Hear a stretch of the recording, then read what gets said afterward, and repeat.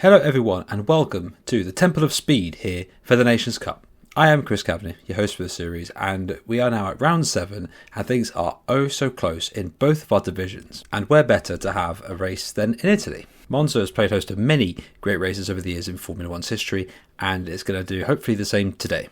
So sit down, relax, have a nice warm cup of tea, and we can go straight into things with Division 2, and we can show you first the driver standings before the races. And Pato O'Ward leads the way on 91 points, with Felix Rosenqvist 8 points behind Arthur Leclerc, with a great run coming to this weekend on 81 points. Will Power on 4th at 74, Sebastian Buemi on 70, Kevin Magnussen on 65 points, Jimmy Whincup on 61, Rob Wickens 59, Felipe Albuquerque 58, Antonio Felix Acosta 56 points, Felipe Nasr in 54 points there, and Stefan Riquelme with 51, Raffaele Marcello, who's been a bit lacklustre compared to Buemi, on 49, and then we can see Antonio Giovinazzi for his home race. It's actually climbed up the boards due to a great win out in Spa on 40 points. Marcus Ericsson on 39, Sasha Fenestras 38, De Angelis 38 as well, Fornaroli 36 points. He's not in the car today, it'll be Giovinazzi and Fuoco.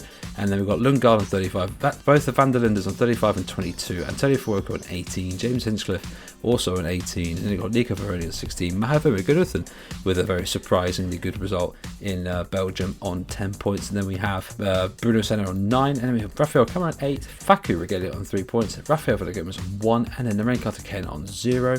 And how does that all translate for the nations? Well, Australia are in front by only 3 points. They're on top on 135, Monaco 132, Sweden 122, Switzerland 119, Portugal and Canada both on 114 points, and Denmark on 100. It is oh so close. And Italy coming to their home race on 94, Mexico 92 points, Brazil 70 points, Argentina 59, South Africa 57, and then India with 10.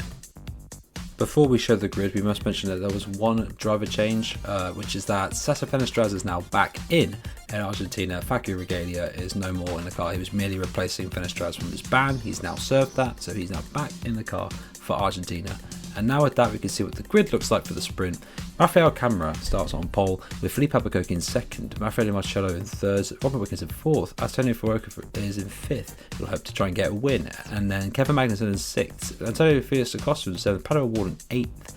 Then you've got Antonio Giovinazzi in ninth, Christian Lundgaard in 10th, Felix Rosenqvist at 11th place, Sebastian Buemi just missing out on the sprint pole for 12th place. And then we've got Roman De Angelis in 13th, Felipe Nasr in 14th, Kevin Van der Linde in 15th, Sheldon Van der Linde in 16th, Rafael Villagomez in 17th. They're not a good showing for Australia, and 18th and 19th for both Jamie Whincup and Will Power. And then we've got Marcus Ericsson 20th, and then for Monaco, Arthur Leclerc not coming into this weekend very well at all in 21st, Nico Veroni 22nd, Stefan Riquelme equally a bad showing on 23rd place, and Sasha Fenestras 24th, and then both the India cars at the back of the grid. And now with that done, it is to the first race of the day. Take it from here, Ryan Ferris.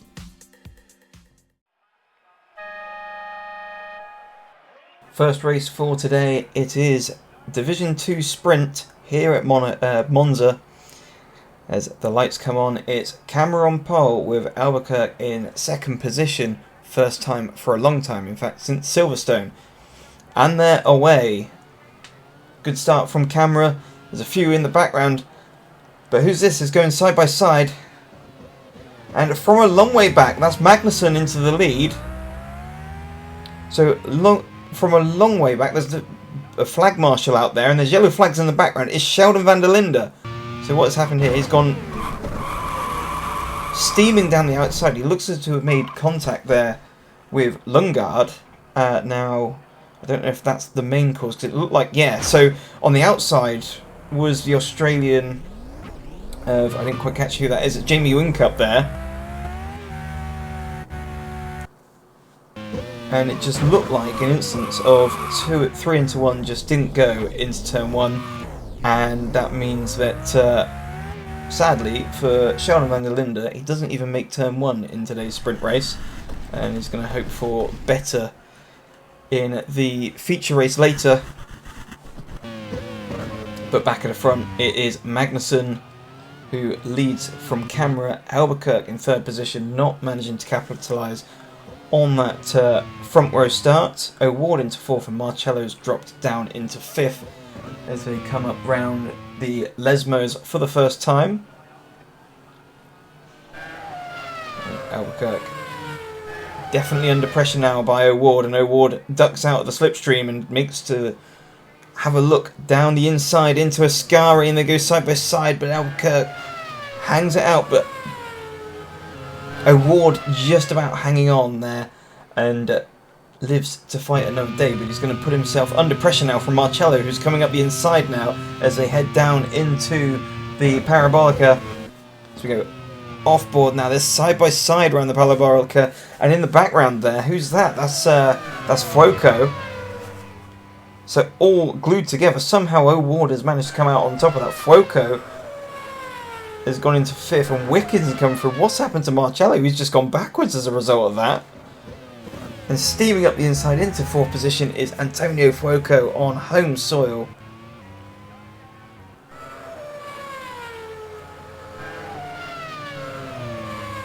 The team very happy with that, but it's definitely not over, as O'Ward is all over the back of him. He's swarming all over him as they come into the second chicane, and back into fourth position goes O'Ward.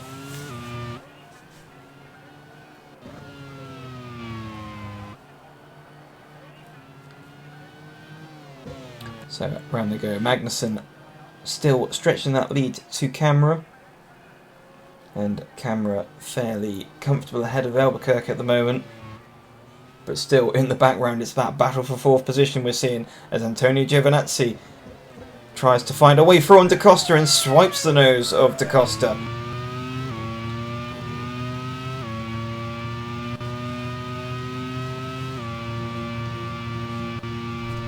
So through into another position there. Giovinazzi going up the inside of Robert Wickens, but Wickens trying to hang it out round the outside now. And he looks to have a good drive, and he's retaken that position from the Italian driver.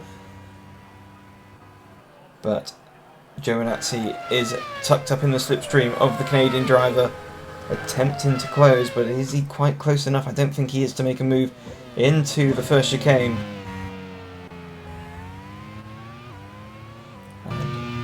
Carries on one more time with O'Ward still holding on to that fourth position ahead of Fuoco. But here's Fuoco up the inside of O'Ward into the second chicane there. Camera having a bit of an issue as well. But still trying to pursue Magnussen. Magnussen with a 2.1 second advantage.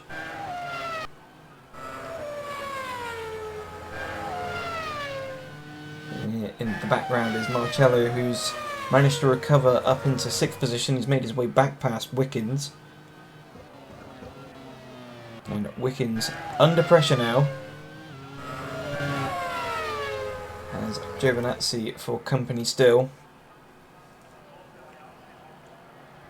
But some moving around in the background. That looks like Da Costa trying to go through on Giovinazzi. And up the inside he goes into the Parabolica. But Giovinazzi's going to try and hang it out around the outside, which seems to be the preferred option and the preferred line, and again holds on to that 8th position ahead of Antonio Felix da Costa. All this allowing Lundgaard, Buemi, Whincup, and I think Rosenqvist all to catch up, and that's a dive there from Whincup up into 11th position.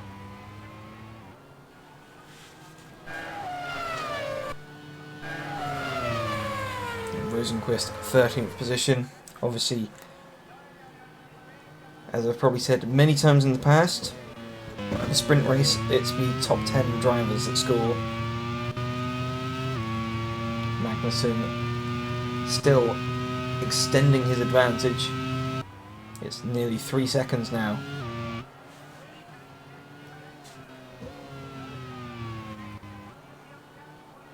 So further on back, this is Arthur Leclerc in 22nd position.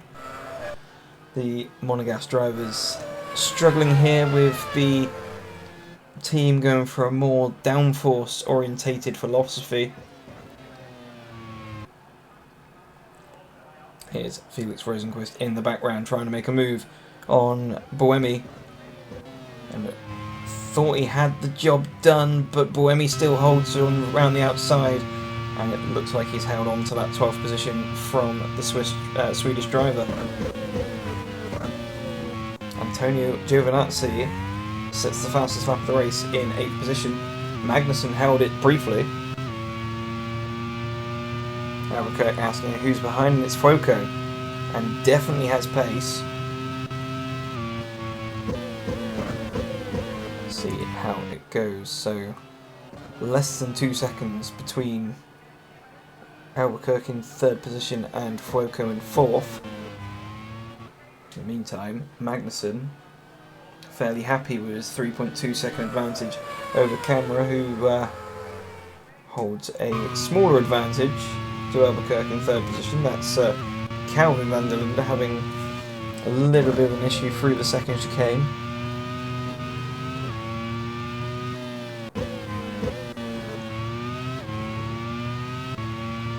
Still 21st position, still circulating. Obviously his brother already out of the race. And here is Wickens under pressure from Da Costa. And also Buemi, and that actually looked like Buemi managed to get through on Lundgaard there. So Buemi managing to pull off a successful move into the Parabolica. I think that's the first time we managed to see that, but Lundgaard is straight back on him and is drawing side by side as they come up to the Retifilia, and also coming steaming down the inside is Rosenqvist, and almost thought he was going to get 2 for the price of 1, but didn't quite have enough of an advantage into the corner and actually tripped themselves up, so that's caused a little bit of a headache for Buemi. But further up front, that's Da Costa going through on Wickens finally. So 8th position for the Portuguese driver.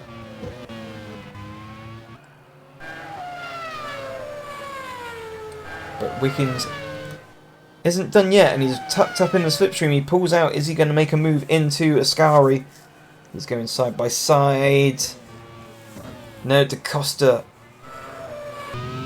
holds on to the position, and that's allowed Whincup onto the back end of Wickens now. And Wickens having another look. He's going to try up the inside, but he doesn't quite look as though he has the pace to do so, or has he? No.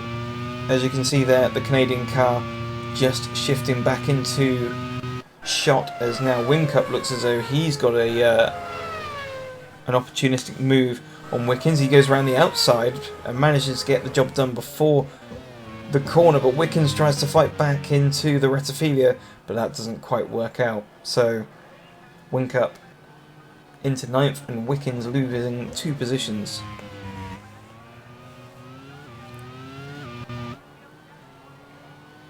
Meanwhile, Albuquerque gradually reeling in Camera ahead for 2nd position, and also Fuoco not that far behind, so it looks like it's all going to close up for 2nd place position. Magnussen now with just over a 4-second advantage.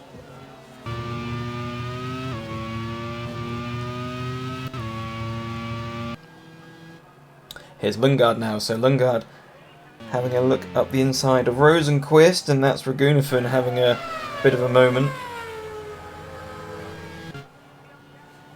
Ragunathan wondering where all the pace has gone after some fairly successful weekend in Spa.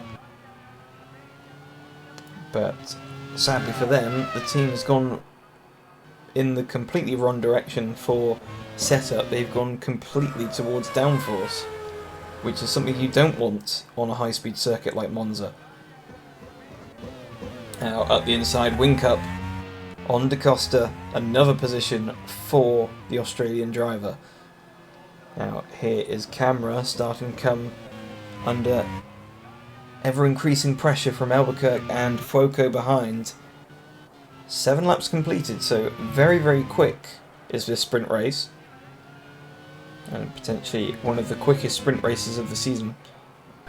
And the feature race also will be very much similar.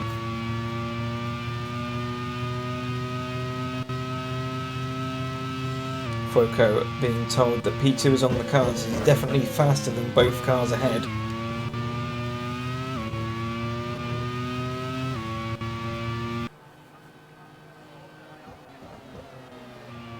Here is Magnussen still eking out the advantage. Further back, here's Nasser under pressure there by Leclerc. Leclerc not managing to get through, but behind that you have Ericsson and Villagomez. Here's Nico Varone. Looked to be, I couldn't tell if he was slowing there actually. Rosenquist also swapping and changing further back for 14th and 15th position between himself and De Angelis. And as I said, Varone has got an issue. It's the gearbox.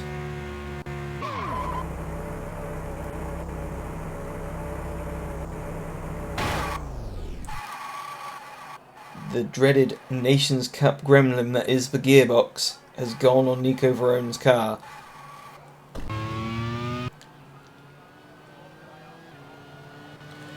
Still out at front, it is Magnussen, almost eking out 5 seconds ahead of camera. But in the background, here's Albuquerque and Fuoco. Now, is Fuoco going to manage to get through on Albuquerque before Albuquerque gets through on camera?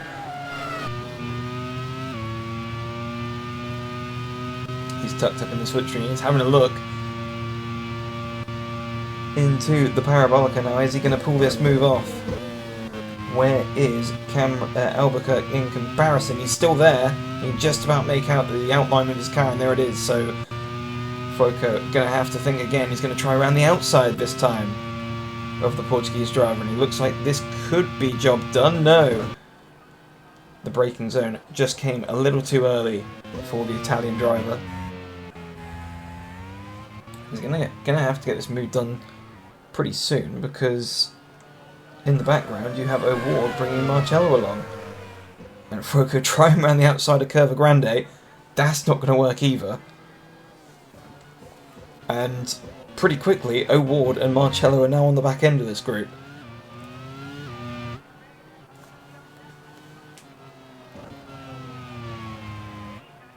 So we now have what is going to turn into a 5-way scrap for second position now.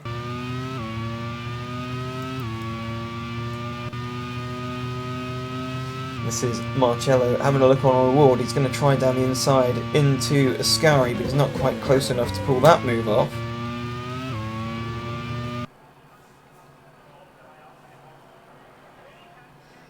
Here is camera just weaving a little bit to try and break the toe of Albuquerque behind, but still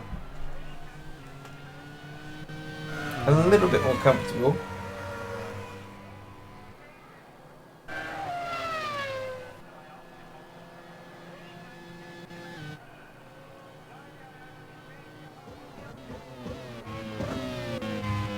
Through once again. Still holding on, and the gap's actually gone out slightly between Camera and Albuquerque. Obviously Albuquerque trying to get through on the Brazilian driver.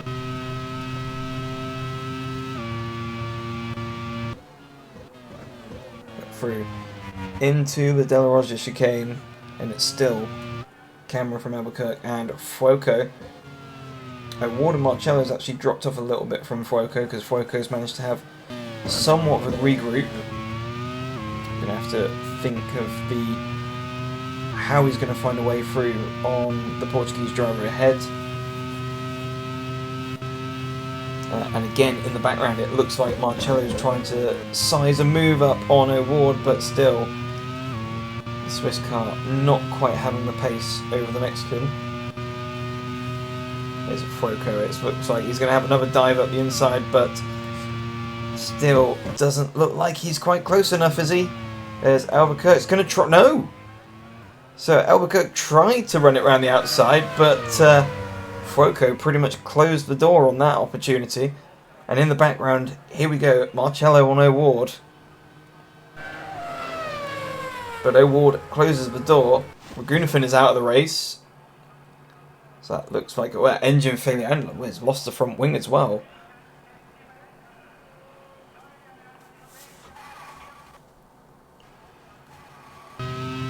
So, second retirement of the race. Kevin Magnussen still, so there's Ragunathan's car as they come into the De La Roja 5.7 seconds ahead of camera. Almost 6 seconds now. But here's camera under pressure from Fuoco now, who's got through on Albuquerque. And as I said, has the pace. Marcello managed to get through on O'Ward as well, up into 5th position, so he's going to hunt after Albuquerque. Now, Fuoco is going to want to try and find a way through sometime soon, and he ducks out of the slipstream and tries down the inside into Ascari and makes that move pretty easily there, and wrong-footed camera, so Albuquerque's all over the back, but we haven't quite got enough laps left, but if we had a few more laps left, I think we'd definitely see Fuoco start to close the gap as Albuquerque goes through on camera. So camera, who looks pretty comfortable in that 2nd position, is now back under pressure from Marcello. So is Marcello going to go through this time? And he does so in the space of half a lap really. Camera has gone from 2nd position to 5th position and is still more to go. There's an issue for Riquelme, so what has already been a tough day for the monogas driver has just got a little bit worse there. And Leclerc just being passed and demoted down to 18th position.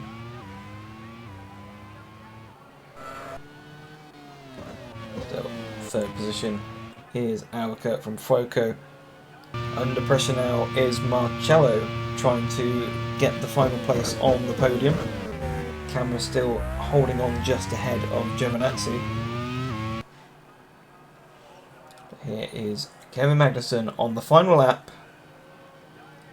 Comes down to round the Parabolica one last time, but in the background it's not over yet, as Giovinazzi finds a way through on O'Ward. And Marcello goes through on camera, does he? But as he crosses the line, it's Magnussen who wins the sprint race. Fuoco in 2nd. And it's actually an issue there. So has Albuquerque had an issue on the final lap because he's dropped backwards. And almost found Marcello through into 3rd. But across the line, final positions. We wait.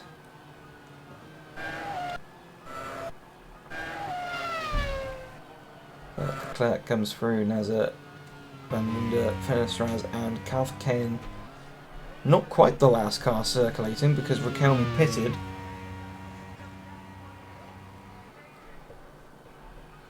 So across the line comes Riquelme, but with Karthikeyan, but we're still going to have to wait nearly, well, not quite 10 seconds for Riquelme, but here is the confirmation. So Kevin Magnussen wins from Antonio Fuoco in 2nd, and Felipe Albuquerque manages to hold on to that 3rd position ahead of Raffaele Marcello. Rafa Camera finishes in 5th position ahead of Pato O'Ward, with Antonio Giovinazzi in 7th, Antonio Felix da Costa in 8th, and Robert Wickens in 9th. Sebastian Buemi taking the final point in 10th position. Jamie Whincup, after the Turn 1 incident, was in 11th, with Lundgaard in 12th and Will Power in 13th position. Roman De Angelis finishes 14th, with Felix Rosenquist in 15th, Villagomez in 16th and Ericsson 17th, Arthur Leclerc in 18th and Felipe Nasser 19th, Calvin van der Linde 20th, Sasha Fenestraz in 21st, and Rain Karthikeyan 22nd, and the final car across the line, Stefan Riquelme, and on to the retirees is Mahir Raghunathan, Nico Varone and Sheldon van der Linde. So after what would turn out to be quite the exciting sprint race, it's back over to Chris. Congratulations to Perry Brown for a fantastic sprint win. That's the first one for Denmark this season. And when you think about it, Christian Lundgaard has got a pole for the feature race. So Denmark are on for the double, which has never happened in the Nations Cup. So history could be done there. But until then, congratulations, and a great drive from Italy too. But with that done, we have the Division 1 sprint coming up, and we can now look at the standings for the Division 1. And Philip Hansen is leading the way still. He's actually led the entire thing from the very beginning on 87 points. Sandy Stuvik right behind him on 6 points. Alex Palou as well on 7, only 7 behind, sorry. And then Naoki Yamamoto, 75 points, very solid results. Rene Rast climbing up the field on 74 points. Scott Dixon and Shane van Gisbergen, both 67 and 61 points respectively. Sebastian Bourdais on 53 points, as well as Alex Dunn and Simon Pagenaud. Very, very consistent driving there. Daniel Juncker on 48 points. Nick De Vries on 47 points. Carl Larson on 46. Kazumi Kobayashi as well on 45 with Joseph Newgarden. And then we have Elfyn Evans on 38 points with Jack Aitken. Stelpel Van Dorn on 35. There's some very solid results of late. And Paul de Resta on 33 points. Andre Lotterer on 24 points. Dries Van Toor on 24 points. Robin Franz on 24 too. And then we have Max Hart on 22 points. James Collado on 21. Nathan Ridley went to Lavaragal on 13 points. Nick Schumacher, who filled in for Andre Lotterer, got 11 points. And then we can see that Ella Lloyd is on 11. Telasuke Makino on 5, Larrington 43, Marcus is on 1, both Lynn and Vanina Hicks, who have been long out of the seat, on 0. And we can see that the nation standings, New Zealand and Spain are both tied on 128 points. Japan only 3 behind on 125, and Germany 109, England 108, France 106, Thailand 94, USA 91. It's all so close. Ireland 75 points, Netherlands 74, Scotland 71, Belgium 60 and Wales with 49. So it's close in both brackets at the top and the bottom. And we could also say that there's been another driver change because Carl Larson has accumulated enough points for a ban. He'll be out of the car and Ugo Chukwu will be in, taking his place just for now. Now we can see what the sprint grid looks like, and Paul de Resta starts on the front row with Daniel Juncker beside him, Shane van Gisbergen in 3rd place, Rene Rast in 4th, Andre Lotterer in 5th, Joseph Newgarden in 6th place, Nick De Vries in 7th, Stoffel Van Dorn in 8th, Sebastian Bourdais and Simon Pagenaud in 9th and 10th place respectively. Sandy Stuvik missing out 11th place, we've got Robin Franz in 12th, Naoki Yamamoto in 13th, Kazumi Kobayashi in 14th, Philip Hansen 15th, Dries Van Toor 16th, Alex Palou in 17th, Scott Dixon in 18th. Very far cry compared to his teammate there. And then we have Max Hart on 19th, Nathan Ridley wins Lavaragal on 20th place, and we have Jack Aitken 21st, Alex Dunn 22nd, James Collard 23rd, Ugo Chukwu in his first race in 24th, and both the Wales cars in 25th and 26th with Elfyn Evans and Ella Lloyd. And now for the Division 1 sprint, it's back to Ryan Ferris.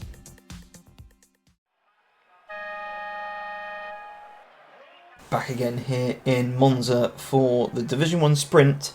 It's Paul de Resta on pole from Danny Juncker in 2nd position. The lights are coming on and the lights have gone out and they're away here in Monza.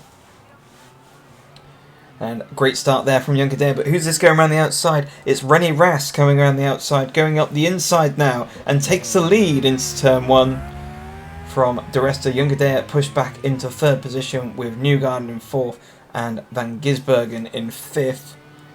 And looks to be a very clean getaway there from Rast, but there's a gaggle of cars in the background as we see de Resta and Juncker shoot into shot. Now coming up the inside, that's one of the Belgian cars in the background there, and that's Dries Van Toor going up into 6th position just behind Van Gisbergen, and it's not the cleanest of getaways as Philip Hansen's got a wheel missing there into the 2nd chicane. And what's that been caused by? It's one of the Team Wales cars, and that looked to be Elfyn Evans there. So Elfyn Evans completely misjudging his braking point. Thought there was a move up the inside potentially, but that was a door that was forever going to be closed, and out goes Philip Hansen.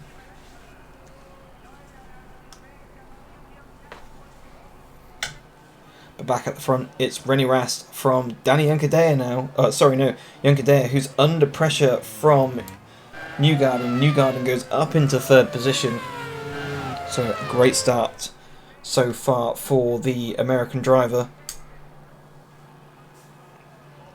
And it almost looks like Juncker has got an issue now because Van Gisbergen's going up the inside. They're 2 by 2 in the background there. And that's Van Toor, Pagenaud, Van Dorn and Lotterer.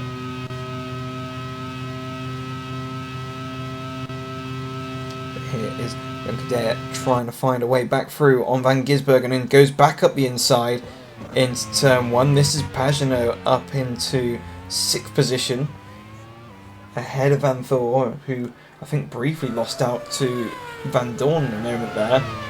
But Pagenaud up into 6th and already going about trying to go through on Van Gisbergen. And Lotterer sives through into 8th position, so this is already starting to look like a very good showing from Team Germany.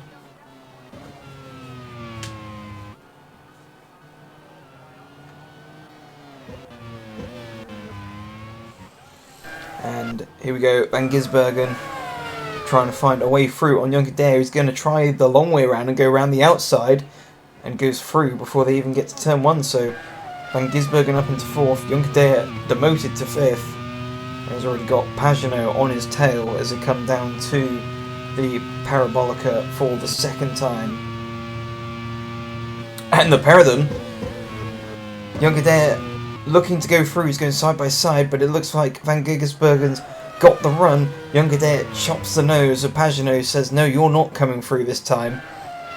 But Pagenaud's got other ideas. He comes out of the slipstream, he's going to try round the outside of Yonkadere and forces Yonkadere off there. Yonkadere having none of that and is the last of the late breakers. This has allowed Van Thor onto the back end of Pagenaud.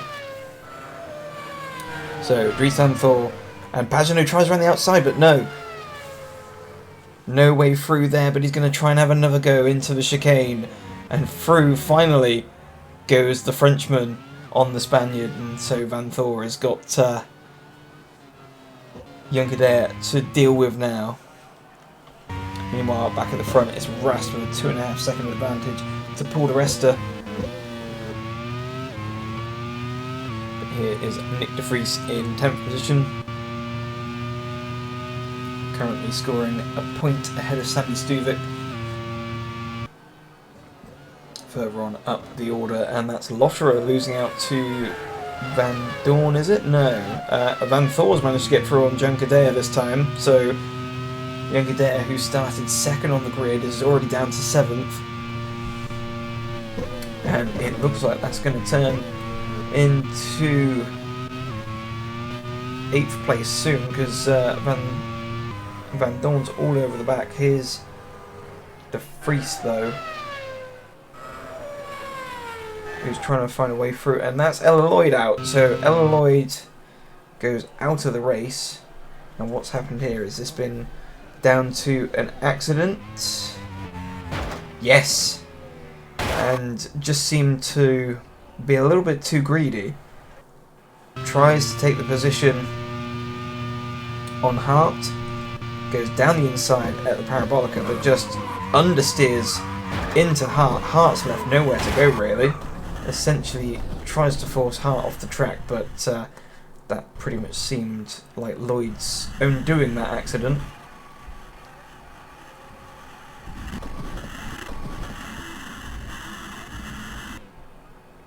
And Aitken's out, so Aitken with no gears, another gearbox failure.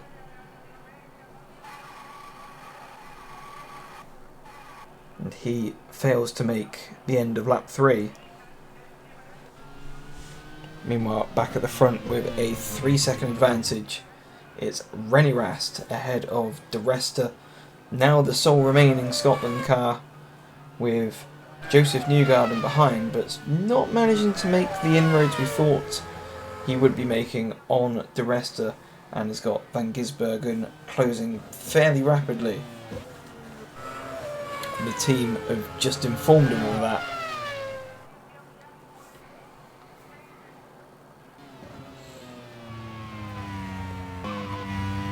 Here's Kobayashi further on back, battling away for 15th position with Alex Dunn.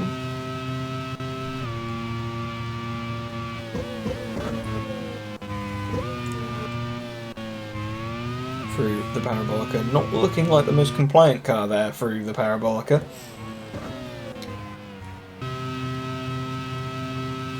Here's Stoffel Van Dorn down in 10th position.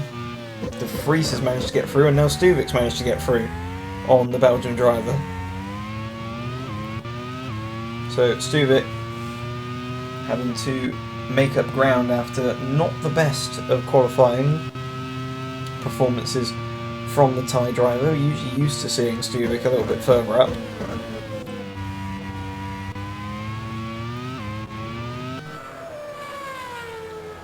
Still Rest eking out that advantage to 3.5 seconds to De Resta. Further on back we still have Newgarden under threat from Van Gisbergen. Here's James Collado, who's managed to stay out of trouble for the time being for once. Obviously already having a race ban and a few extra penalty points for good measure has the British driver. Well, and as I said that, he then goes into the back of Ugo Ukachug and loses the front wing, so Collado going back to old ways and seems to have not learnt so far from his experiences of this season. Here is Van Dorn going through on Stuvic into the rest of Ophelia, so takes that 10th position back and now finds himself with a singular World Championship point. Meanwhile, further up the front for 3rd position, Newgarden has got Van Gisbergen all over him. Here's Borde, who is passed by Lee Watanabe. So Thai drivers 11th and 12th at the moment.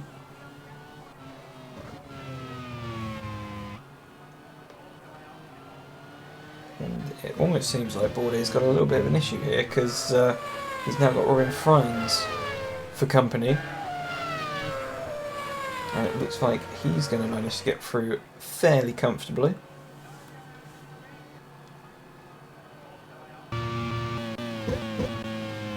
Meanwhile, further at the front, 3rd position here for Joseph Newgarden, but for how long? Ahead of the New Zealand driver of Van Gisbergen. Van Gisbergen in the slipstream, Newgarden forces him to the outside of the track. They're side by side down the start-finish straight, but as you can see, the circuit begins to narrow as they come down into the first corner. Van Gisbergen's going to have a little bit of a rethink to get past the American driver.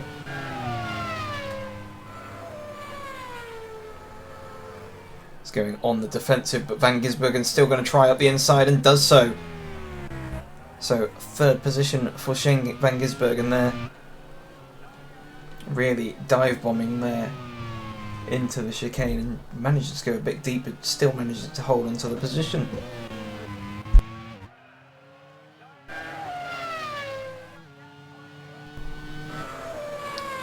Newgarden, can he find a way back past on Van Gisbergen? He's still staying close enough, but still at the front on his own. 5 seconds now is René Rast. Almost forgetting that Rast and De Resta are in this race, because they're ahead of the action as it stands at the moment. Has Van Gisbergen got any form of pace to try and overhaul the gap to De Resta with still a handful of laps left to go? It would probably take 1 or 2 mistakes from De Resta for that gap to be closed, but anything is possible here. It seems like Van Gisbergen is gradually getting away from Newgarden, but for Newgarden, the next headache is going to be Pagenaud. Old sparring partners in IndyCar. Old teammates in IndyCar. So the pair of them know each other fairly well when it comes to a bit of a dogfight. And that's what we're potentially going to be getting for 4th position sometime soon.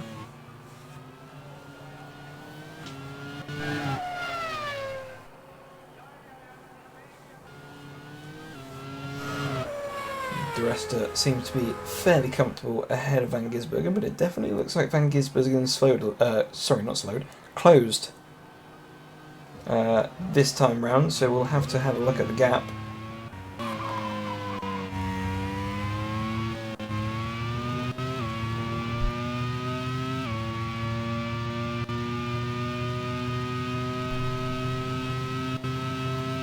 We are further on back with looks to be one of the Team Japan cars. This is Yamamoto. Here's Paul di Resta, who sits 2.7 seconds ahead of Van Gisbergen.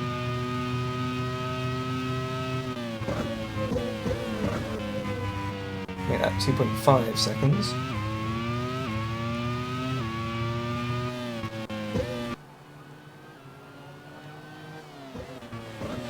So Van Gisbergen definitely not giving up and definitely has the pace to try and overhaul di Resta in second position, but has he got enough laps to do it? Meanwhile, in the background, it's Newgarden ahead of Pagenaud, and Pagenaud, as we see Evans saying that the engine is definitely gone now, so another retirement there. Yeah, that has gone big time, it's on fire.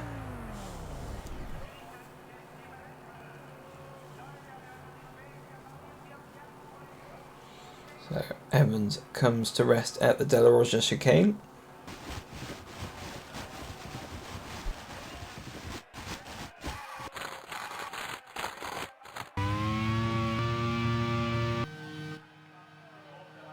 But here's Rast continuing to extend his advantage.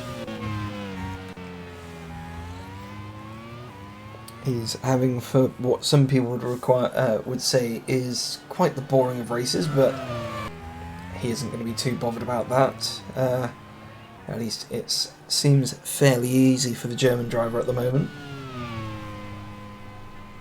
With 3 laps remaining. Here's Simon Pagenaud swarming all over the back of Newgarden, trying to find a way through. Still, as it stands, unable to do so.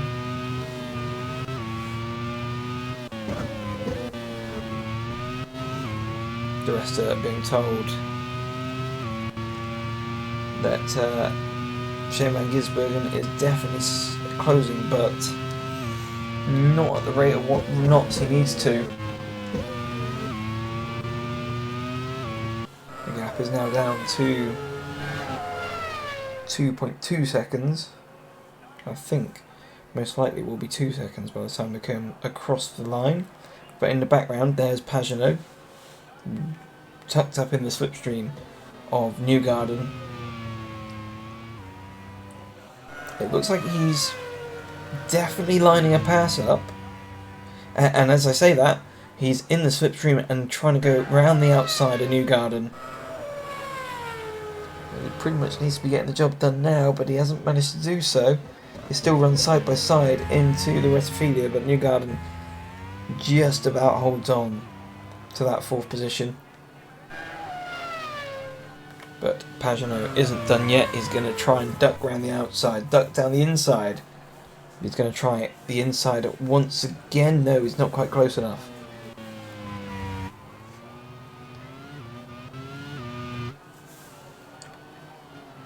Around the Lesmos they come once again. Here's on board with Pagenaud now as he follows Newgarden. He's going to be tucked up in the slipstream along, well, what is not really a straight, but close enough to one as they come down into Ascari one more time.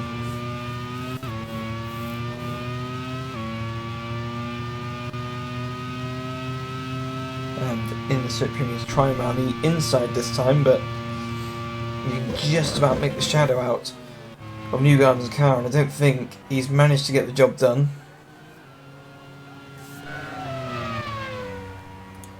Collado saying something wrong with the engine, and it appears to be on fire, so there's definitely something wrong with the engine there. So he's out, and there looks to be another car out actually across the road, so I don't know if there's another car that we've missed somewhere.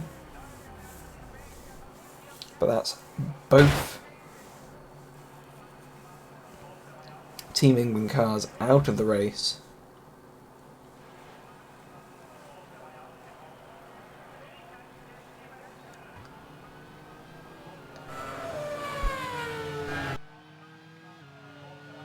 And the other car across the road is the stricken Elvin Evans car, so that's that. And here we go, Pagenaud down the inside. So Pagenaud takes 4th position from Joseph Newgarden at the De La Roja chicane, and also further ahead, it definitely looked like Van Gisbergen still closing in on De Resta, but don't think he's quite close enough.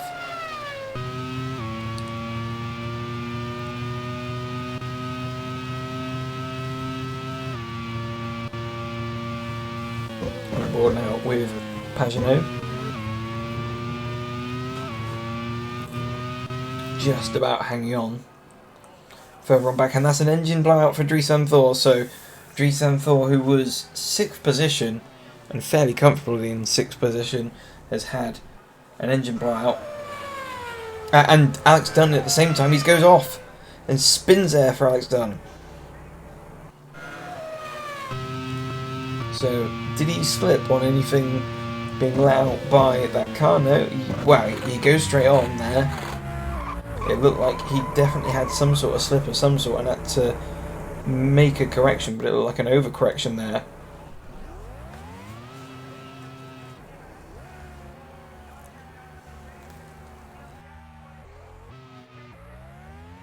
That's put Dunn to the back of the field. But here is Paul de Resta, who is now on the final lap as Robin Frijns goes for a late lunge into 11th position, passes the 2 Thai drivers.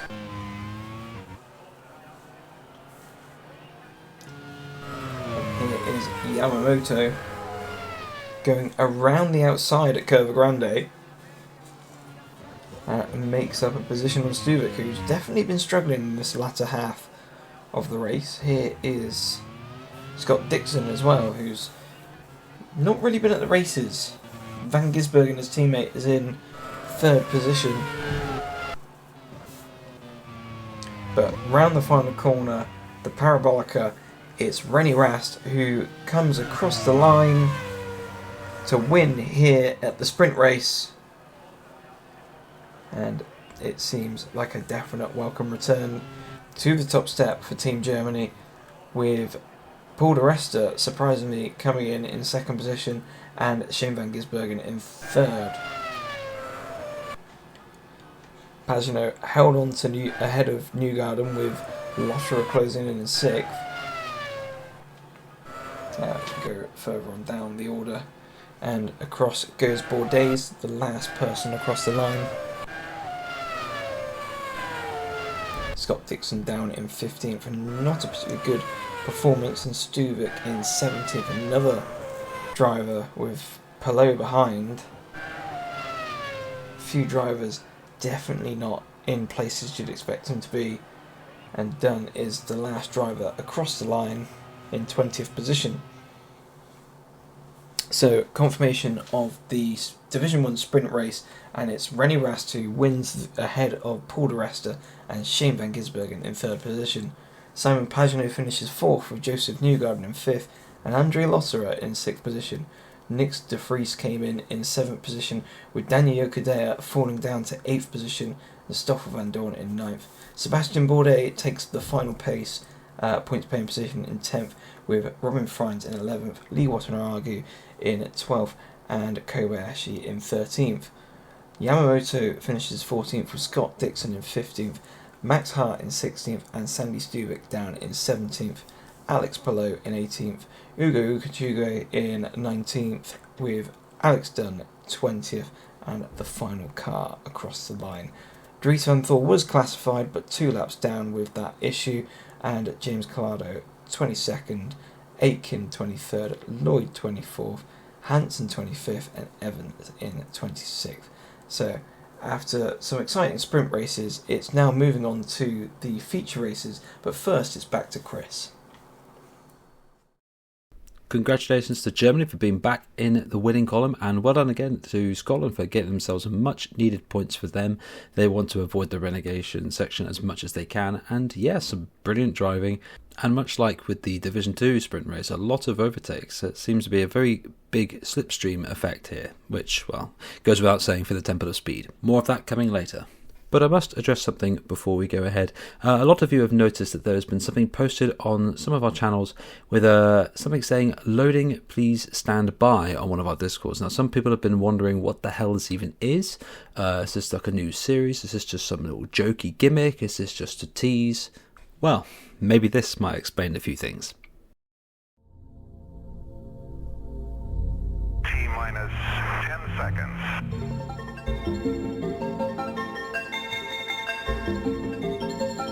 4, 3, 2, 1, ignition and liftoff.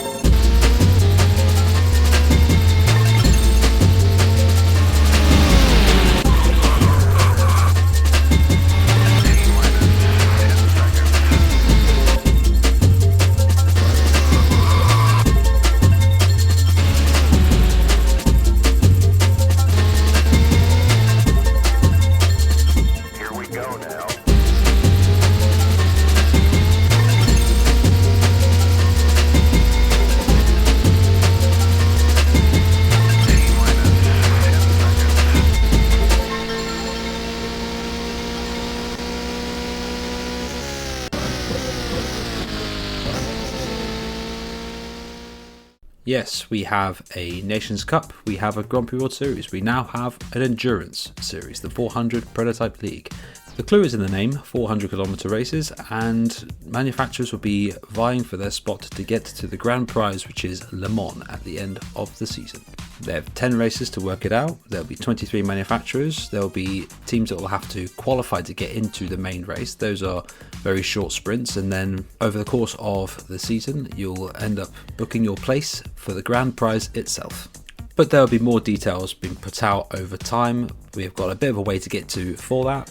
But for now, we can look back at Nations Cup with Division 2 feature race. We can now look at the grid for that, and Christian Lundgaard starts on pole, vying to go for the double, which has never been done before in the Nations Cup. Antonio Giovinazzi is right next to him though in second place, Patrick Ward in third place, the championship leader, and then we have Antonio Felix da Costa in fourth, Kevin Magnussen, the compatriot to Lundgaard in fifth, hopefully can be a protector, and then we have Antonio Fuoco in sixth, Robert Wickens in seventh place, with Raffaele Marcello in eighth, Felipe Albuquerque in ninth, Rafael Camara, our sprint pole sitter, in 10th, we have Felix Rosenqvist in 11th, Sebastian Buemi in 12th, Roman De Angelis in 13th, Nasser in 14th, Kelvin van der Linde in 15th, Gerald van der Linde in 16th, Rafael Bergamo in 17th, Wayne Cup and Power 18th and 19th, Marcus Ericsson in 20th, Artur Decaux 21st, Nico Ferrero in 22nd, Stefan Rickam in 23rd, Sasha Fenestras in 24th, and then both IndyCars, Ragunathan and Karthikeyan in 25th and 26th. And now to the feature race commentary, it is to Ryan Ferris.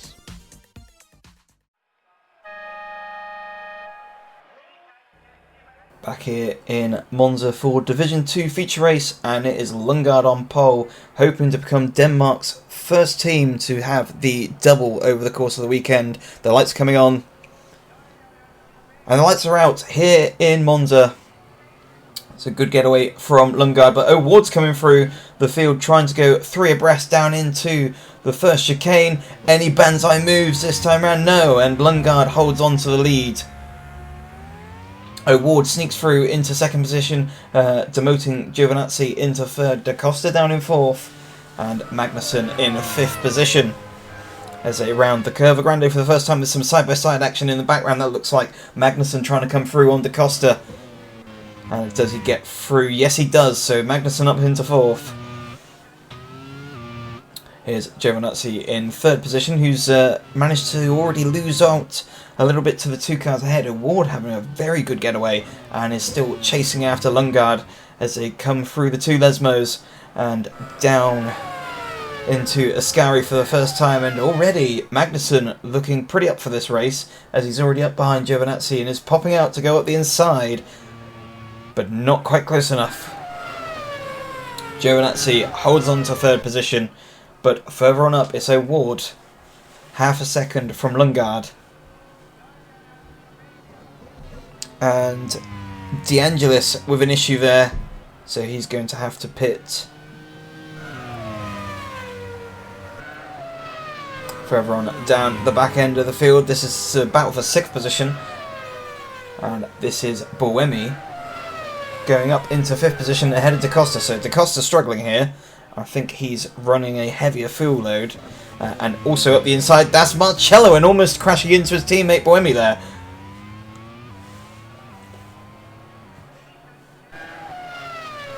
So through they come again. Don't know if Buemi saw exactly what happened there, but it's the two Swiss drivers battling out for position for 5th place. And Da Costa still going backwards as Wickens now goes through into 7th position. But now Giovinazzi all by himself, he's managed to get rid of Magnussen, so unless Magnussen's made a mistake or Giovinazzi's just upped the pace, here are the two squabbling Swiss cars. Marcello trying round the outside of Buemi. Is it going to work or no? Buemi still holds on to that position, but for the sake of the team, it definitely looks like Marcello the faster of the two in this earlier segment of the race. Here is Fuoco on Da Costa. He's trying to draw a level, he goes down the inside, and does he take that position? Da Costa's going to ride it round the outside. And it looks like Da Costa just about hangs on, with Felipe Albuquerque also going up ahead of Rosenqvist. But Da Costa's still under pressure there, and Rosenqvist is coming back on Albuquerque now. He's going to have a look now, but Albuquerque down the inside of his teammate Da Costa. So both Fuoco and Albuquerque both through on Da Costa, and he is absolutely plummeting to the back of this field now.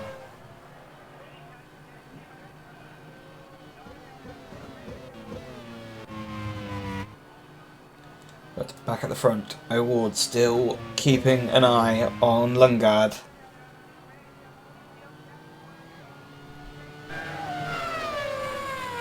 And the team believing O'Ward is on the same fuel strategy, so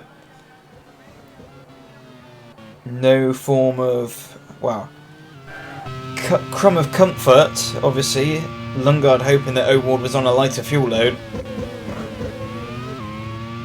But O'Ward able to match the pace of Lundgaard up front, and they've managed to pull 1.5 seconds ahead of Giovinazzi in 3rd.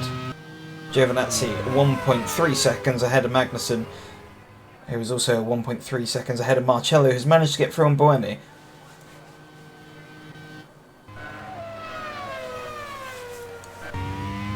And Raffaele Marcello takes the fastest lap in his pursuit of Magnussen. Gap's now down to a second. But at the front it's still saying pretty much the same.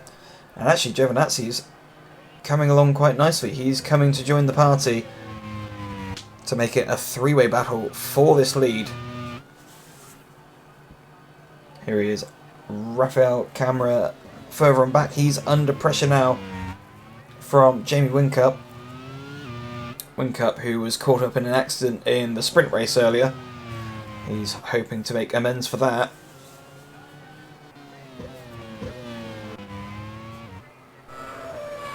You see a string of cars. It is generally a slipstream fest here in Monza. Lundgaard trying to stretch it to O'Ward. It's now up to 0.8 of a second as we see Sheldon van der Linde up the inside of Whincup, going into Ascari. And further up the field, that looks like Albuquerque trying to go for on Fuoco, and he does go for on Fuoco. But Fuoco, by the time screen, has fought back, and that's Will Power going through there. Side by side, and there was contact there.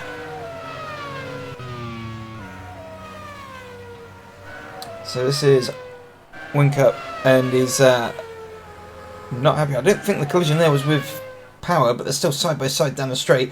You also have the Mexican driver coming through of Villagomez. I think Villagomez was the driver who made contact with Power, so Power's managed to go from trying to get into 15th to slotting behind Villagomez as Magnussen's struggling for traction there. intense pursuit of Giovinazzi, and he's managed to close a little bit on Giovinazzi, but here is Raffaele Marcello side by side, so that little bit of a hiccup there for Magnussen through the Lesmos has allowed Marcello to catch and pass him, so Marcello up into 4th position, and he is now going to hopefully drag Magnussen along with him, but Magnussen's not giving in there, he's drawing side by side. And he goes through and firmly takes that position back off of Marcello, and this is allowing Buemi to catch up onto the back of them.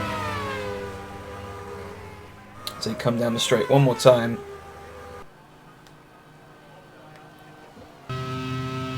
Here's Fuoco trying to find his way past Acosta again.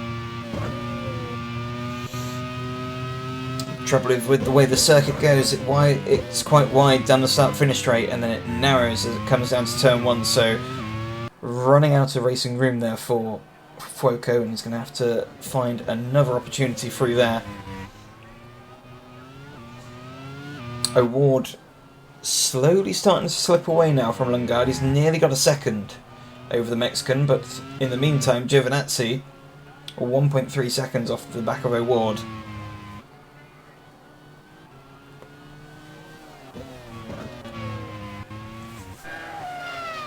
Here we are watching Albuquerque, who's got a bit of a train here.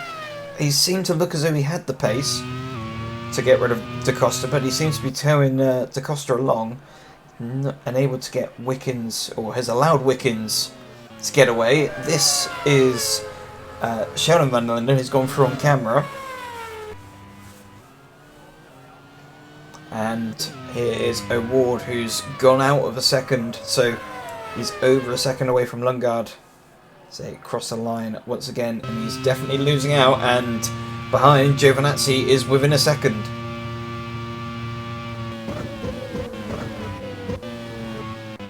Meanwhile, the two Swiss cars almost climbing over the back of Magnussen.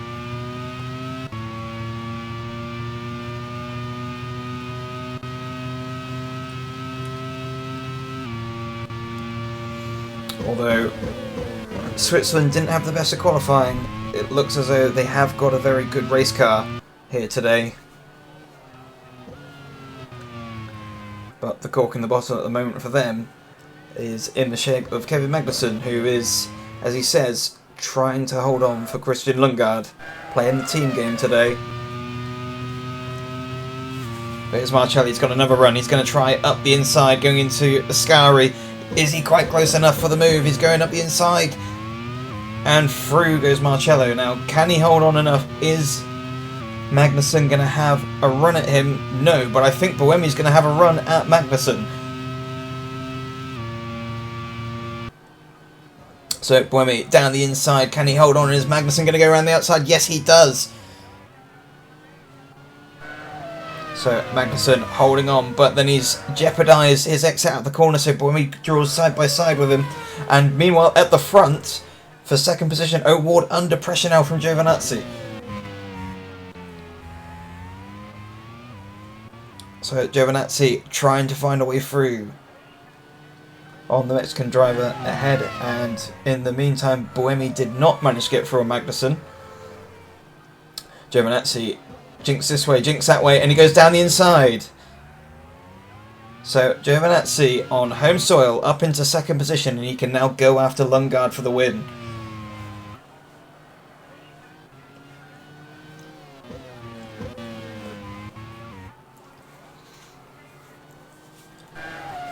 And already, quite quickly, Marcello is rapidly catching up onto the back of O'Ward. So O'Ward, although allegedly on the same strategy as Lundgaard, as the team believe,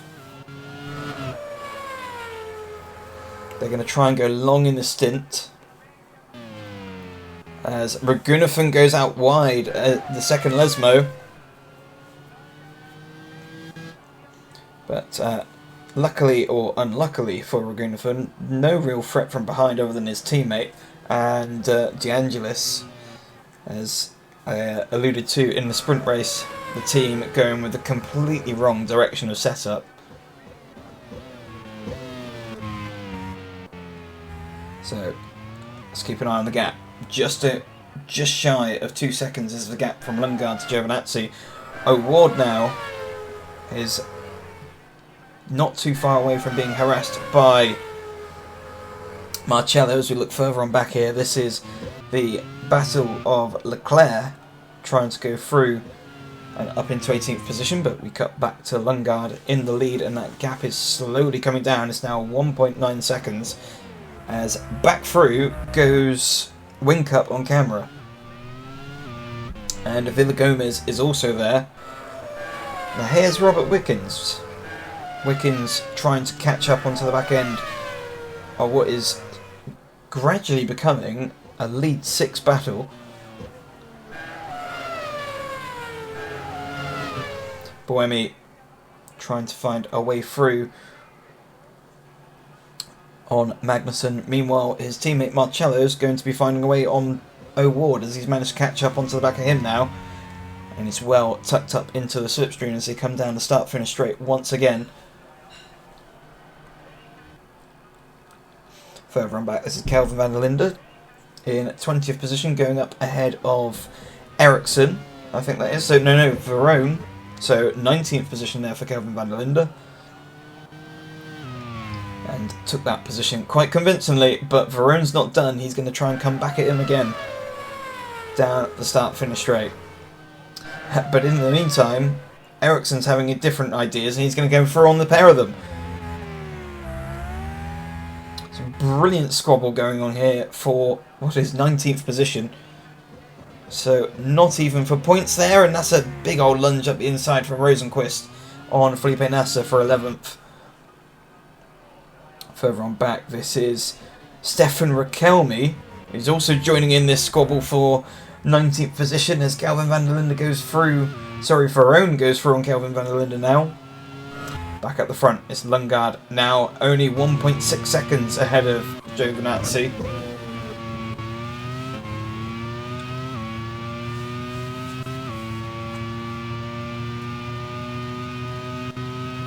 And Marcello being told to box this lap.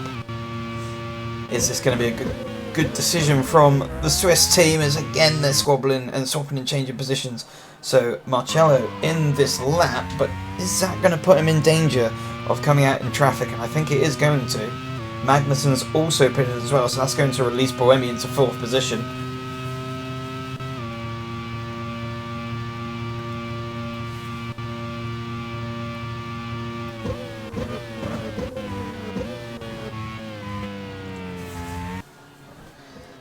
So Marcello and the rest of the guys who have just pitted have come out somewhere further down the order. They're outside the top 15 at the moment. And Rakelmi having a big lock up there through into the first chicane. Round at Curva Grande, and he's going to be feeling some pressure now from Verone, and Verone does indeed jink out for the inside and takes the position. Meanwhile, further on back, we've got squabbles going on. Giovinazzi's pitting this time round. And you can see here Giovinazzi 1.3 seconds to Lundgaard.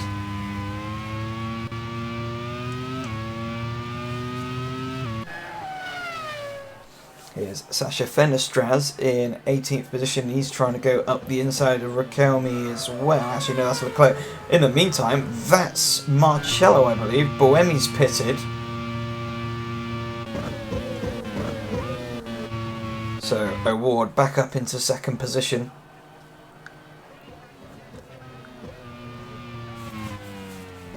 Through goes Marcello, although Marcello has lost out a bit of time there, being stuck behind this squabble for the final positions.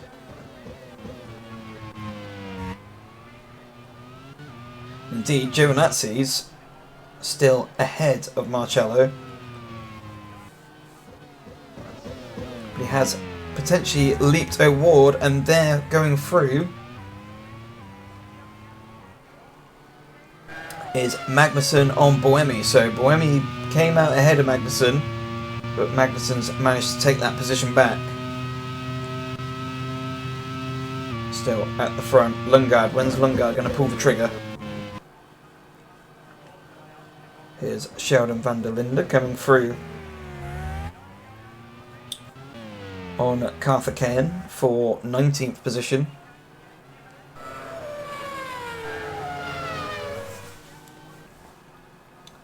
And it definitely looks like Giovinazzi's not happy with the team's decision to go pit when they did, and actually he's stuck now behind what looks to be one of the Team Argentina cars. He's going to make short work of that. Or is he now? As they continue to run side by side, this is going to cost Giovinazzi time, and it's going to allow Marcello to catch. Oh, and into the pit lane.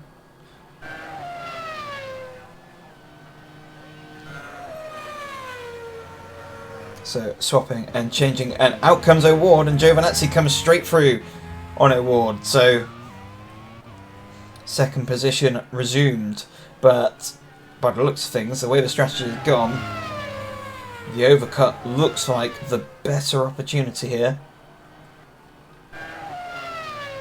So Fuoco in third, and it just seems with the pace of the race and the traffic that it is the better idea to stay out.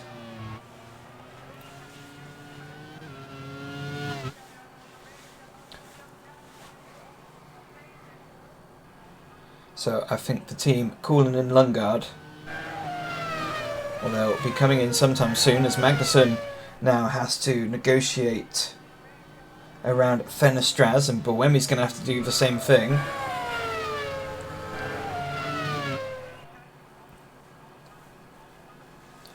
But here is Giovinazzi in the background, also O'Ward, Marcello, and the leaders have come in, so that promotes power to the lead. But Lundgaard in, Fuoco in, Wickens, Camera, and Calvin van der Linde. So as the lead bunch come over, there's Lundgaard. So Lundgaard has come out in the net race lead ahead of Giovinazzi. Now what's going to be the time gap? Because if you remember, it was 1.3 before Giovinazzi pitted, and you can see there that the gap is a lot larger than 1.3, so the strategy definitely looks as though it hasn't worked, and that looks like Marcello through in the background. So Marcello through on O'Ward, and he's going to chase after Giovinazzi.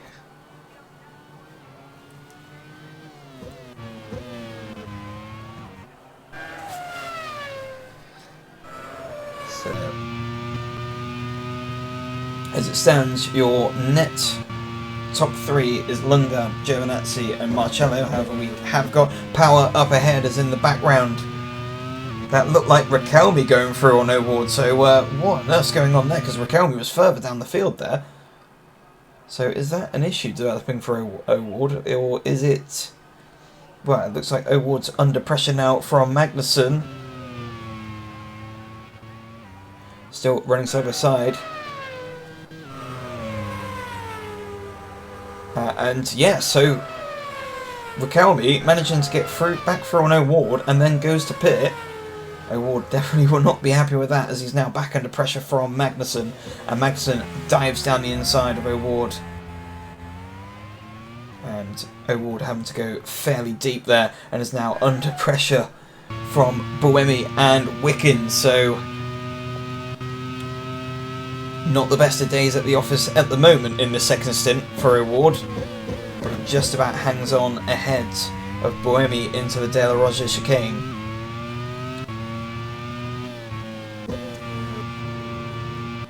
So gap at the front. Lundgaard now leads from Giovinazzi at 2.2 seconds, and further behind that is Raffaele Marcello. But here's Buemi closing on O'Ward again. Is he going to get a through? I'm not sure if he's quite far enough alongside, but he's still going to have a go.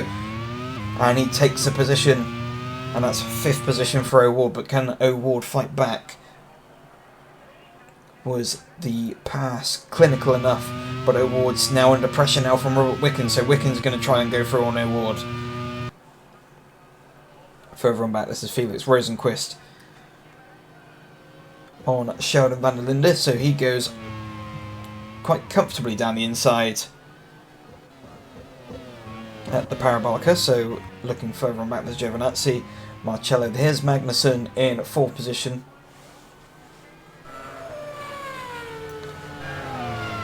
But it seems at the moment Lundgaard is holding station. Gap is still not changing, it's staying at 2.2. But all the while, it looks like Marcello is gradually eking to Giovinazzi.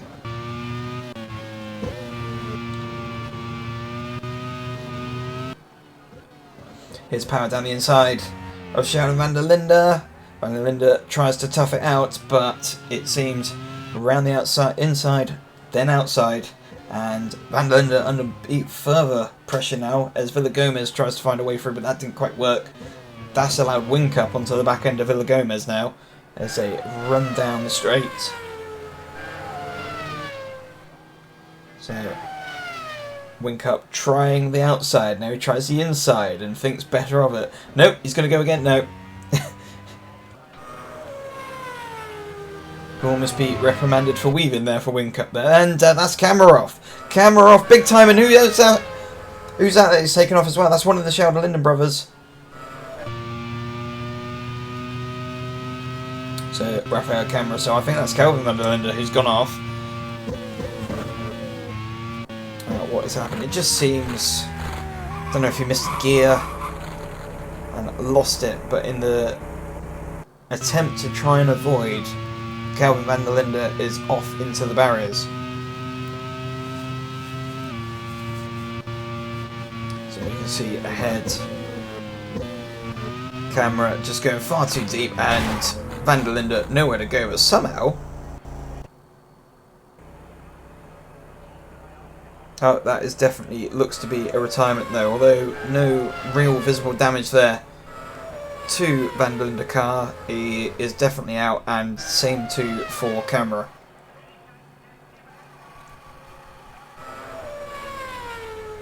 So, first 2 retirements, amazingly, on lap 16, or lap 17 actually.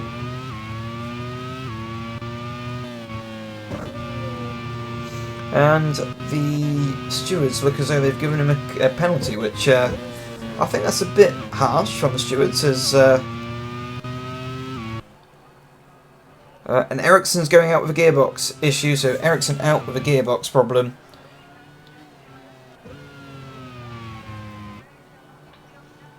I was just saying how we hadn't really had any retirements, and we've got 3 out already in the space of a lap. So out goes the Swedish driver. And where the season had started off so well for Team Sweden, it's seeming to be falling apart in these last few races.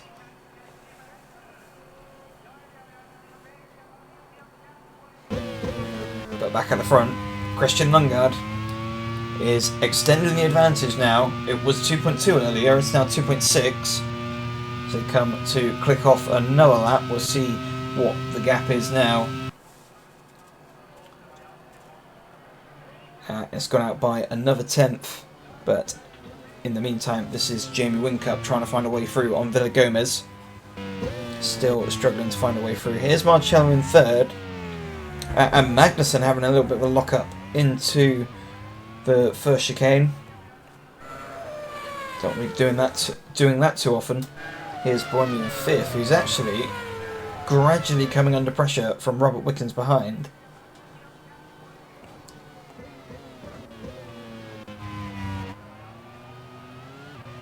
So, negotiates the De La Rocha chicane one more time around the Lesmos, and he's trying to catch Magnussen, who has obviously had that lock up, so he's going to put some more strain on those tyres. Marcello still pushing to try and catch Giovinazzi, but it's a bit of a stalemate between the top 3 at the moment. But there's still plenty left of this race to go.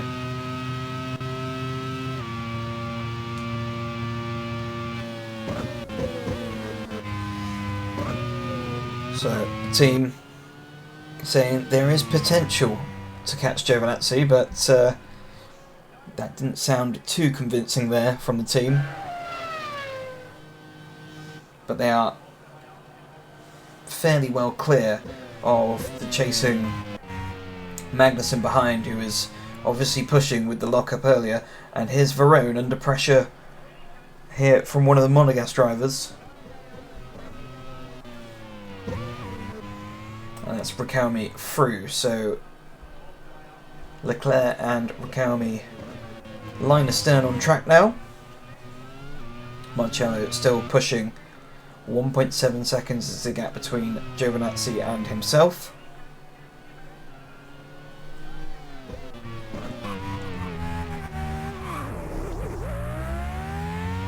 Verone having quite a big lockup, and that's a bit more than a lockup. That looks like an engine blowout there for Nico Verone. So water leak there. They're telling him to retire the car.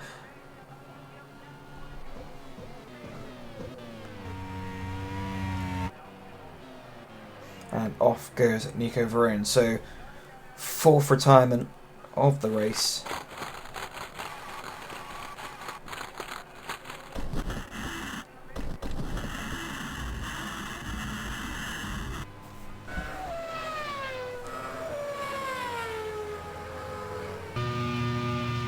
So here's Villagomez fighting for that final position as he goes for on Whincup, but Whincup's trying to hang it out around the outside, and he does so.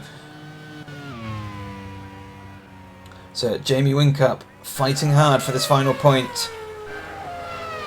Villagomez having another look down the inside, and I reckon it's going to be job done into the Rettifilio.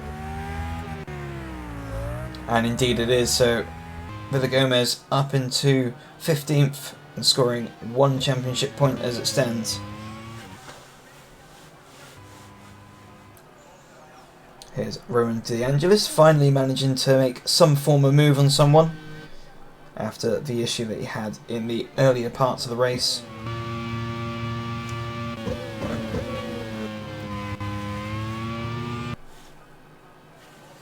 But here is Buemi under pressure now from Robert Wickens, and we said that he was coming at him.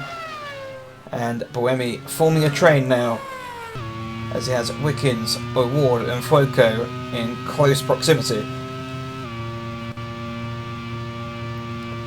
And here is O'Ward diving up the inside of Wickens and does so. Wickens unable to fight back around the outside there because you had Buemi's car parked in the way. Now O'Ward's got a brilliant run here, but he's going to try round the outside. That's not going to work, but they're going to almost go 3 abreast here as Wickens tries to go up the inside. Wickens down the inside, and O'Ward very opportunistically goes through as well. So cheeky move there from O'Ward. Buemi obviously not happy there. From 5th down to 7th.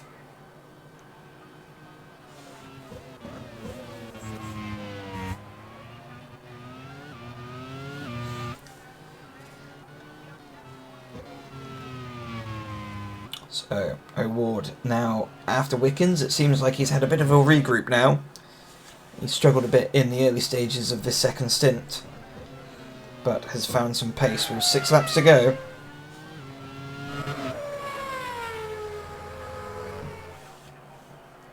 Meanwhile, no one letting up out of these top 3. Giovinazzi now 1.8 seconds ahead of Marcello.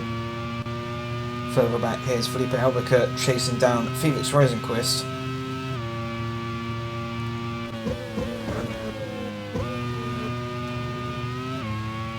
He's trying to make up another points position, so currently in 12th. Back to Lungard, who's got a fairly comfortable lead of 3.2 seconds over Giovinazzi. So Giovinazzi, either Lungard's woken up a bit and has found a bit more pace compared to what he had in the first stint, or Giovinazzi just not getting on with this second set of tyres. But Buemi, more issues trying to hang on to the back end of O'Ward, and that's going to put him under pressure now from Fuoco, who's not too far behind.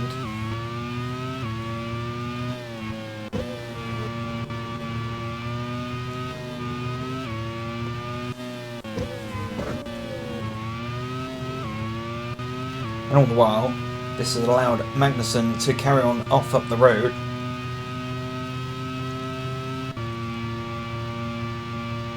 So it seems like unless Wickens can find some brilliant pace, as we see Da Costa now going ahead of Fuoco now, so it's very much a pass or be pass situation, and Fuoco looks to be slowing actually. He was slow out of the chicane as a result of being wrong-footed there by Da Costa, and that's allowed Nasser through as well. So from looking like he was shaping up a move against Buemi to being in 10th position across the line. And Rosenqvist isn't too far away from these guys either.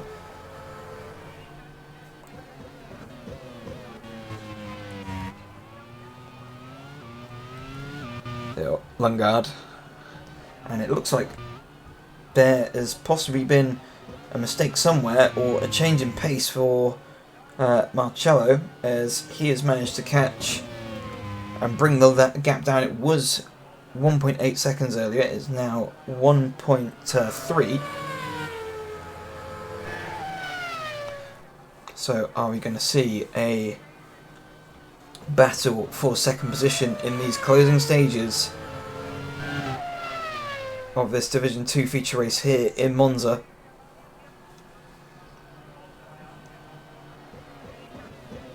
But here's Fuoco going even further back now as Rosenqvist finds a way through.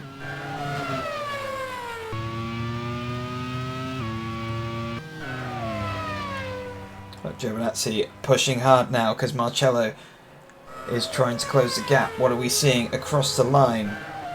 That's 1.3 seconds. Still, so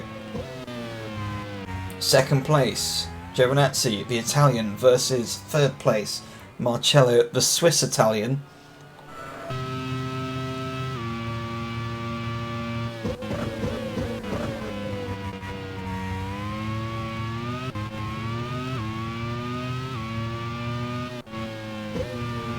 And it looks like 2.5 laps to go for Lundgaard, as the team was saying.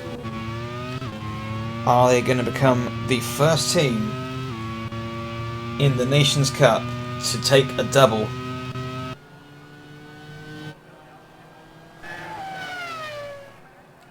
Still, Marcello pushing. Magnussen fairly comfortable there in fourth position, and Wickens 1.1 seconds ahead of O'Ward. But Buemi's having a little bit of a regroup as well, potentially. But are they all going to run out of laps? We'll soon find out. They come along. Here's Giovinazzi as they cross the line again. What is the gap? So Giovinazzi managing to extend it slightly. Just got 2 laps remaining to hold on to the second position. Lundgaard, barring any sort of mechanical failure or major incident, looks to have sewn this up. But Marcello never knows when to give up, never knows when he's beaten. He's going to still push to the end on Giovinazzi.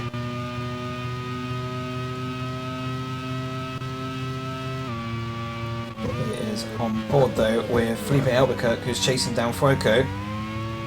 Obviously, Fuoco struggling now in the latter stages of this race. He's found himself in 6th position and dropped all the way back down to 11th.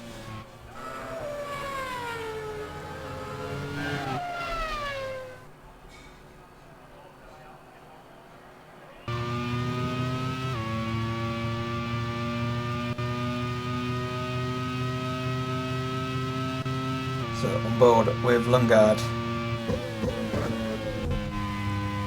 It's a round for the penultimate time.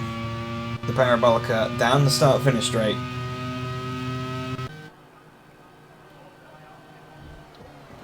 And Marcello definitely trying to close, but it's not going to be enough. It's 1.4 seconds between Giovinazzi and Marcello.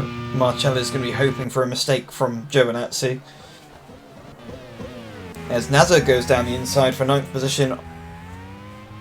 Oh, sorry, 8th position now on Da Costa, so Da Costa down.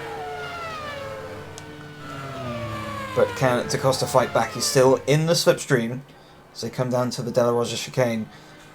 Nazar taking a slightly defensive line there, holding on to that position and keeping nice, neat and tidy, although still Da Costa is close. Now here we are at the front, and Marcello's slowing.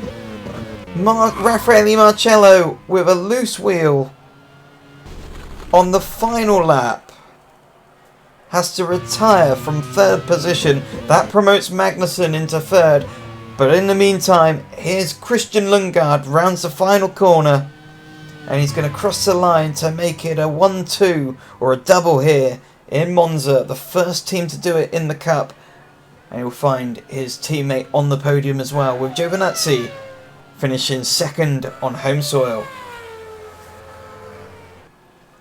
Robert Wickens comes along the line for 4th, with O'Ward in 5th, so good day at the office for them. Da Costa promotes up to 7th and manages to hang on. As what's happened to Nazar? Nazar's dropped back from 7th position to 9th, so it must have been some sort of incident there. The rest of the field has come across the line. As we see, no, Fenestraz in 18th. We've got De Angelis and Raghunathan still to come, and Karthikeyan miles behind as he only just passed Marcello's stricken car.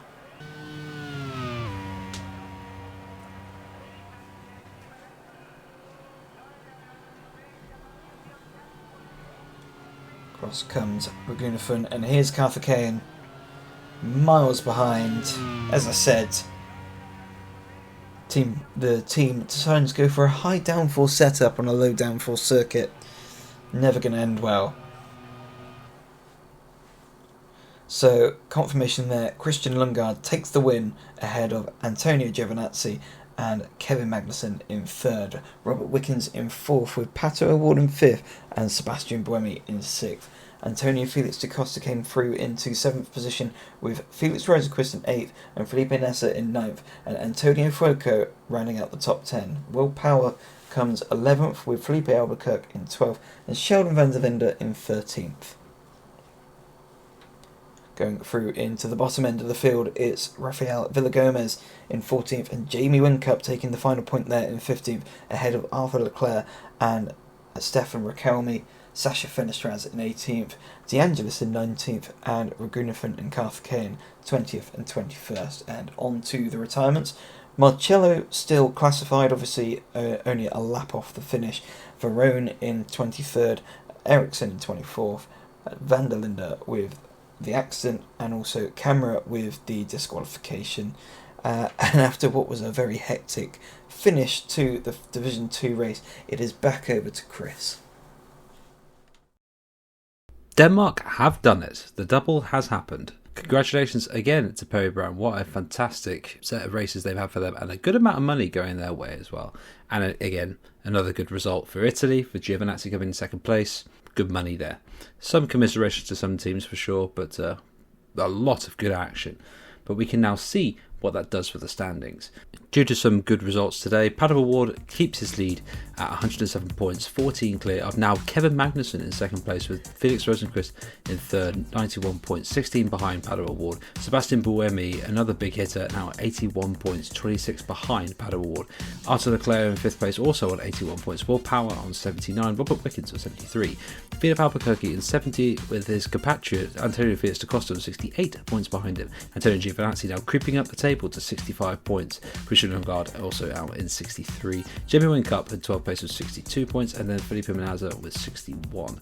And then we have Raffaele Marcello on 57, Stefan Rakelmi on 51, Marcus Ericsson on 39, Fenestraz De Angelis both on 38, Leonardo Fornaroli on 36, Kelvin van der Linde on 35, Antonio Fuoco on 34, Sheldon van der Linde on 25, Nico Ferrer on 19, James Hinchcliffe on 18, Rafael Camara on 13 points. We got Rafael Raghunathan on 10. And then we have at the very bottom, we have Bruno Senna and 9 points. Rafael Gomes with 3, Fakir Regalian 2, and Narain Karthikeyan remaining the only driver still with 0 points. What this does now to the constructors is that Denmark have now taken a rather good lead now on the constructor standings due to a fantastic result today, with 156 points, 15 ahead of Australia. Switzerland are very close as well with Portugal, both on 138 points. Italy are now 5th with 135, with Monaco in 132 points in 6th place. Sweden are in 7th place with 130, Canada 129, Mexico on 110, Brazil with 83 points, South Africa with 60, Argentina with 59, and India bringing up the rear with 10. With 3 fantastic races just gone, we have 1 more to go. We have the Division 1 feature race, and we can see the grid for that now. France have locked out the front row. Simon Pagenaud on pole, with Sébastien Bourdais in 2nd place. Stoffel Van Dorn with another great qualifying performance in 3rd. Nick De Vries with a very good result in 4th.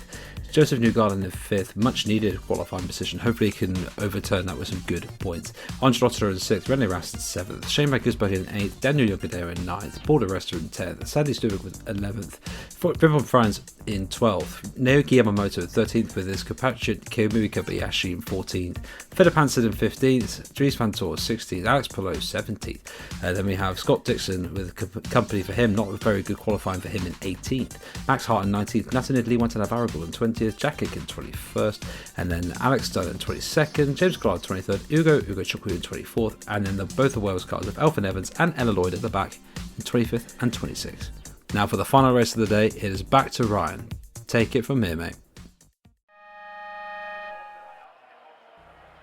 Round 2, the final race of the day is the Division 1 feature race here in Monza, and it is a front row lockout for France. As the lights come on, who's going to be first into turn 1? Are we going to see any banzai moves? And it's a good getaway there from the pole sitter. As from the inside there, that looks to be De Vries, and De Vries takes the lead. And off already, that's Kiyomiya Kobayashi. So what's happened there? Kobayashi starts in 13th position. And he's got one of the New Zealand cars. Oh no, what happened there? That is one of the New Zealand cars that's gone into the back of him.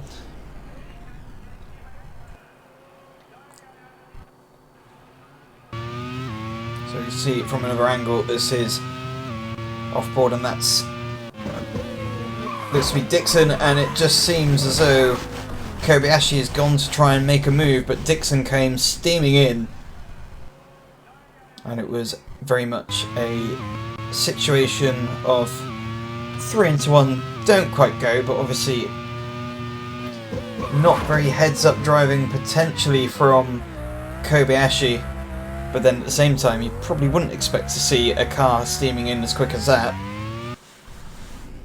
Kobayashi might argue that Dixon was possibly not in control there and may have not made the corner at that pace, but we'll potentially never know. But in the meantime, Pagenaud is swapping position there,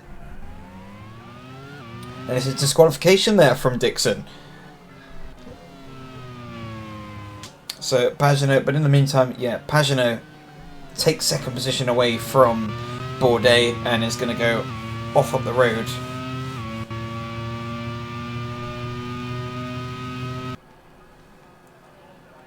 And actually it's the other way around. My apologies. It is Pagenaud in 3rd position with Bourdais up the road in 2nd. He's going to go after Nick De Vries. Apologies as we are having some issues with the timing tower.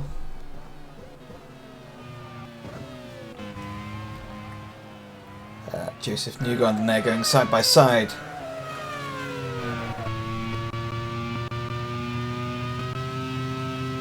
There's Van Dorn going side by side with Jamie Whincup. And Aitken saying he needs to pit with front wing damage.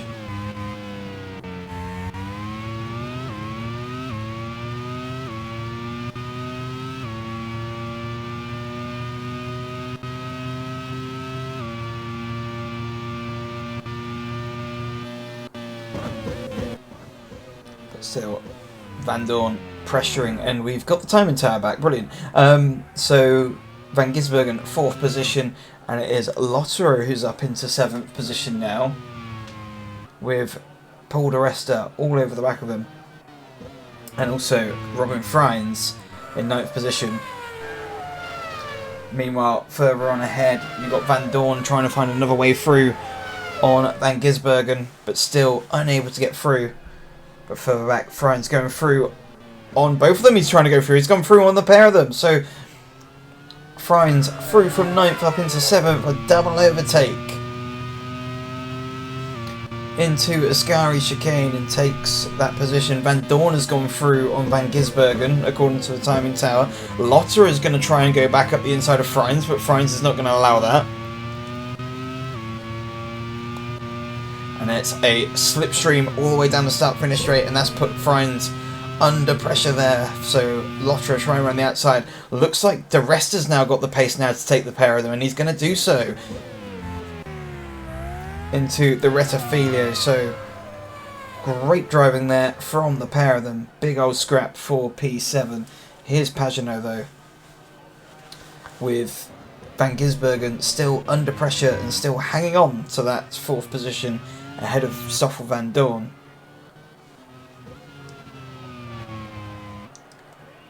So they come through the Lesmos. Van Dorn clearly with the pace here. He's going to be getting quite frustrated behind the Kiwi. He's going to go and try it around the outside this time, as Van Gisbergen goes on the defensive and no way through yet again.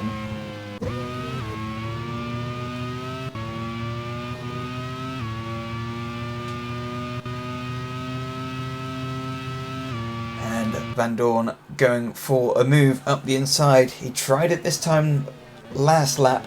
Is he going to make it stick? No, Van Gisbergen tries again around the outside, but doesn't manage to hang on this time.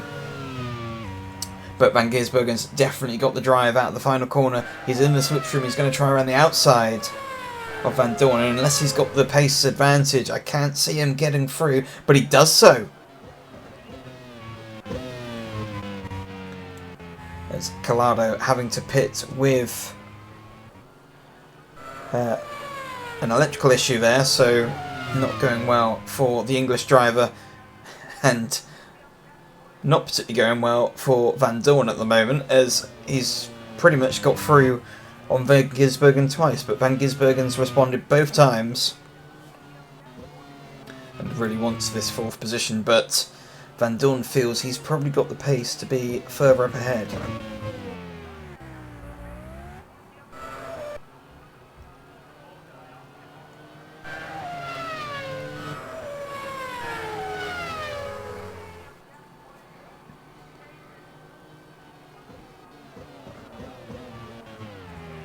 But through there is Dixon.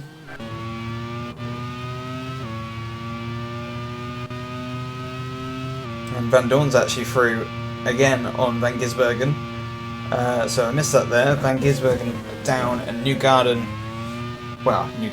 briefly thought he was going to be going through on Van Gisbergen, but he's battling now with de Resta.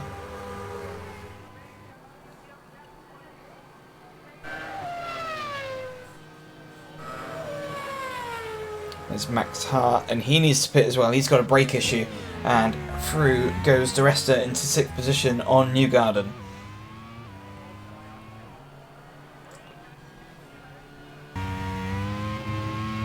Here's Ugo Chugui further on down the field in 18th, substituting for Kyle Larson, who's on a race ban at the moment. And looks to be having a good run there on Alex Palou, and goes up the inside of Palou.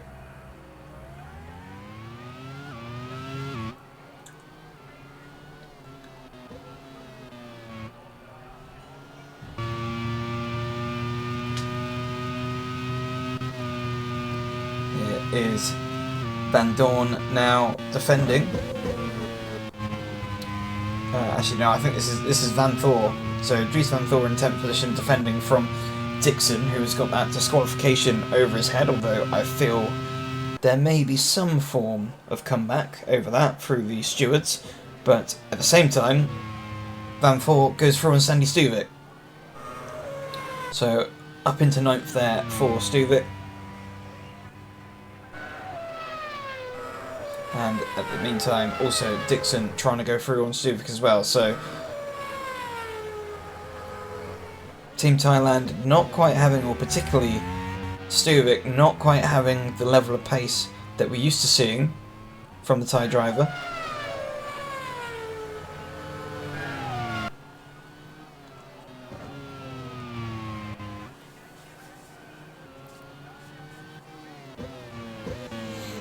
So the team believing De Vries will be pitting early, and Pagenaud still having a watching brief.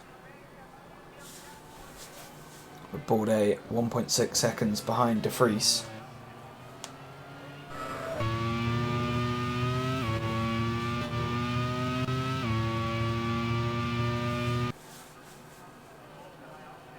Here's Liwa Travagu making a move here. Up the inside of Freins, so Freins, who's again had a promising start to this race, has now fallen back a bit. As moves further and up, and Dixon going through on Stuvik manages to get that job done.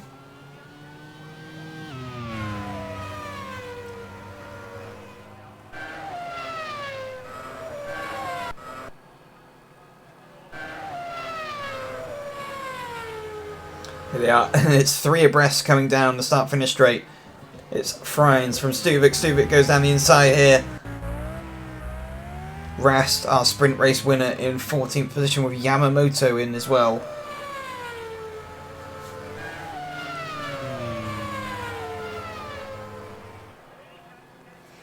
Further on back, that looks like Rast going through now on to Freins. So Freins demoted another position. He's really struggling for pace here in this first stint of the race.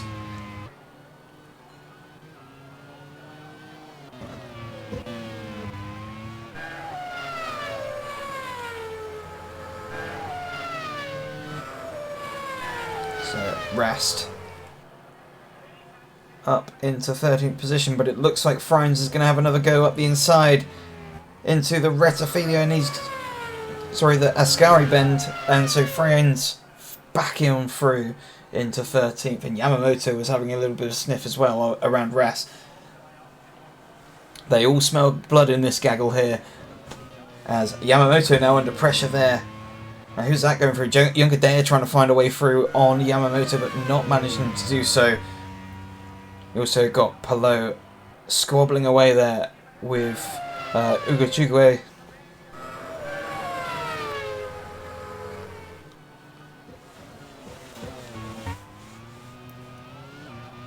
Back at the front, and the gap is coming down slightly now between De Vries and Bourdais. It's now 1.5 seconds. With Pagenaud still keeping a watching brief. Meanwhile, Ugo Chugwe trying to find another way through, but at that time it's allowed Palou to come through.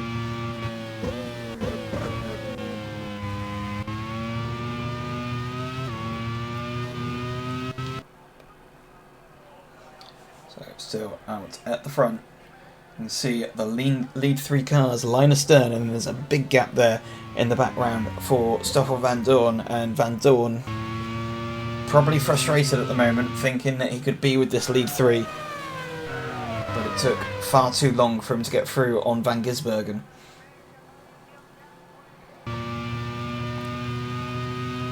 There's Philip Hampton making a move on Alex Dunn for 19th position, but Dunn has other ideas as they come down, and that's very opportunistic there. That's Evans going through into 20th on Hansen, so it is very much of a pass or be passed situation here in this train of cars, going from the points all the way to 21st, I think. They're all pretty much line astern. It's the typical slipstream fest, and who's that? That's Palou having a lock-up into the chicane, so he's lost the toe to his teammate ahead.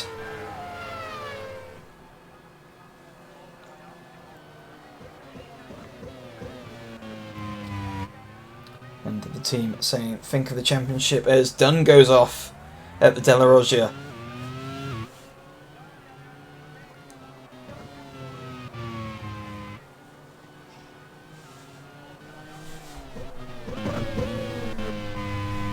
Still at the front. De Vries holding on to that 1.5 second advantage. And Bourdais still saying roughly the same to Pagenaud as Hansen goes down the inside of Ugochukwu. But the American driver still hanging on. It's costing them time though, as the American driver was up battling with the Spanish guys, and he's fallen back quite some bit. He's now got an Englishman and a Welshman to deal with. Now there's a joke in there somewhere.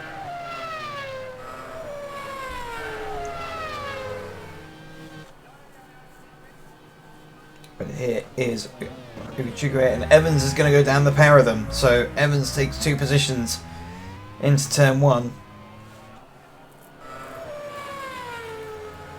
Actually, that's my mistake there. It's Ella Lloyd. So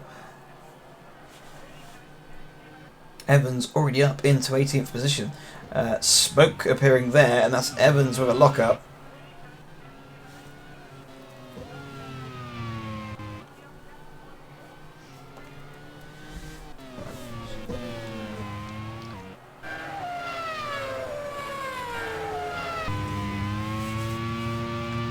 So Bourdais has managed to take a 10th out of De Vries on this lap.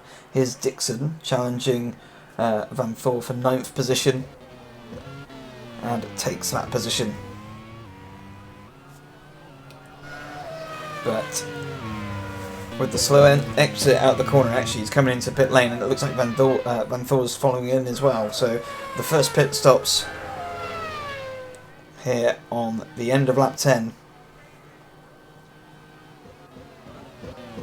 16 laps remain.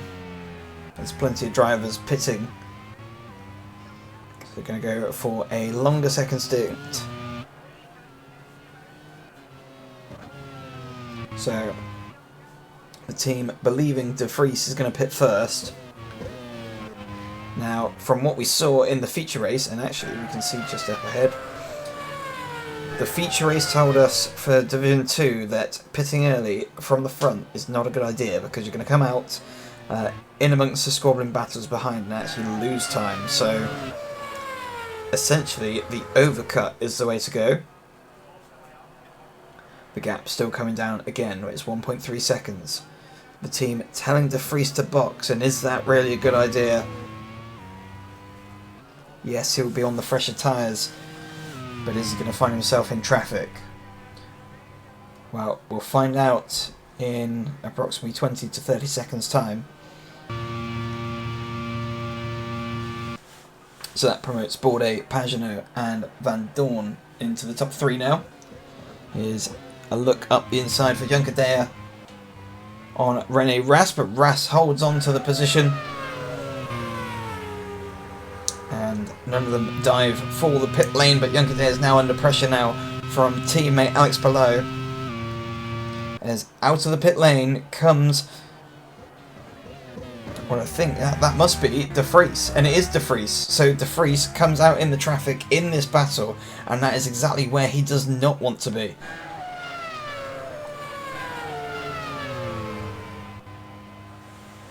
He's actually under pressure now from Palou, who's having a look up the inside into the Della Roggia and takes a position away from who is essentially our net race leader, but it may not be that case if it carries on this way. So De Vries down into 11th position.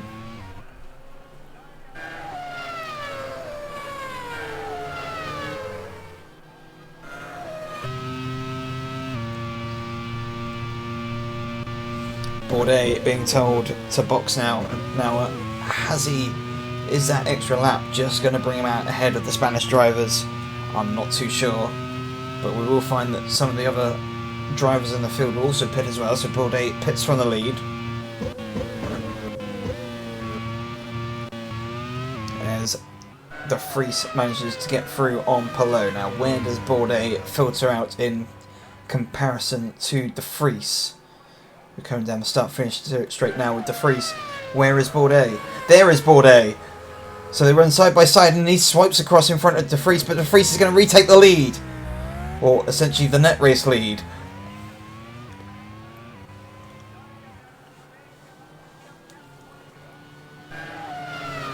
So, strategy almost worked there for Bourdais. I feel like they may have had to have gone a few extra laps for that to work.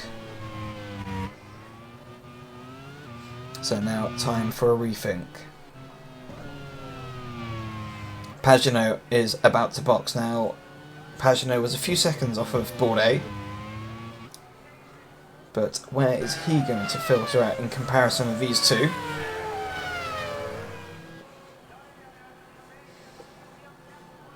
De Vries not really having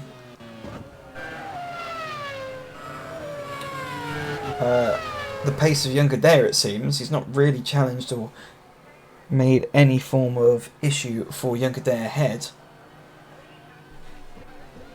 So Van Gisbergen now assumes the race lead now that Pagenaud has pitted. So has Van Dorn and Stuvik, but let's see where Pagenaud filters out in comparison to these guys. There's Pagenaud coming out of pit lane there. So it looks like Pagenaud has leapfrogged the pair of them. He is on cold tyres though, so he's going to have half a lap to try and get those tyres up to temperature. So he's going to be under pressure now from De Vries, and De Vries is all over the back of him around Curva Grande. Pagenaud goes on the defensive though, and De Vries is unable to get through, so that's a breath of fresh air and a sigh of relief there for Pagenaud for the time being.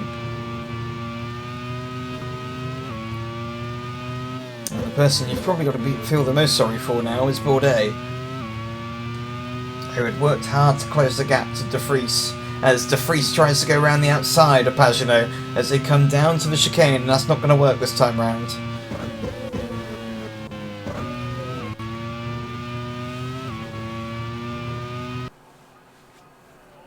Pagenaud still under pressure now from De Vries. Van Gisbergen pits from the lead. And here is, he's going to have a look down the inside, but Pagenaud's going to try and round it round the outside. So side by side as they come out the corner, Pagenaud still holds on to that position. Newgarden's pitted as well, so this is going to now be the battle for the lead. This is allowing Bourdais to catch up onto the back of them, so it's a three-way battle for the lead now. What is now lap 15.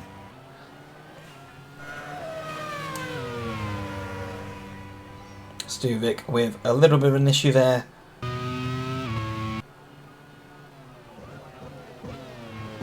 And coming up through as Dixon. Aitken having to pit once again.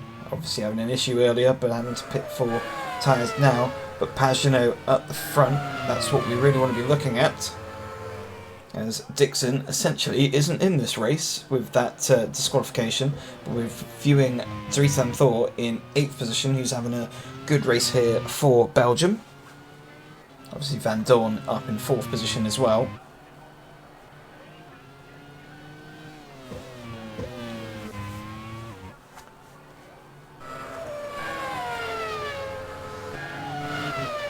Here we are back at the front, and the lead is still 0.7 of a second, but Bourdais is all over the back of De Vries now, and he's having a look down into the Parabolica. Now can Bourdais form a move?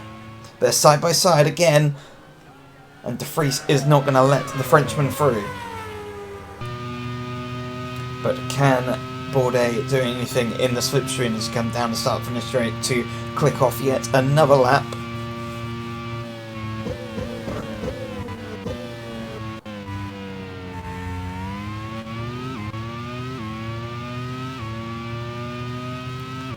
Still allowed Pagenaud to actually get away a bit there. He's got over a second to De Vries now.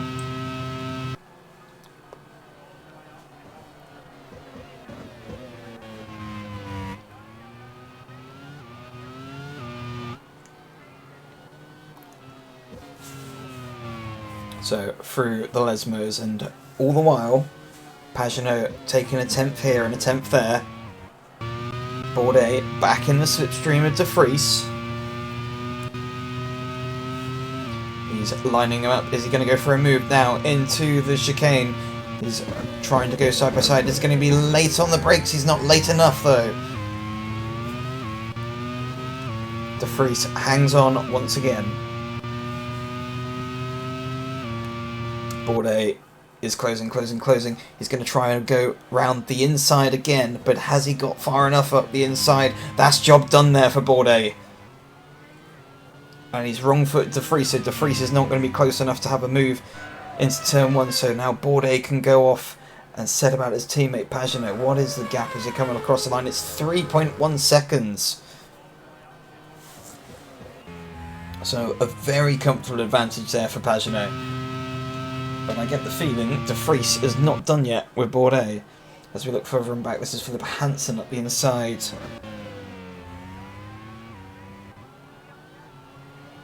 Of Evans, and takes that position up into 18th there for the British driver, but Evans isn't done yet. He's going to go round the outside.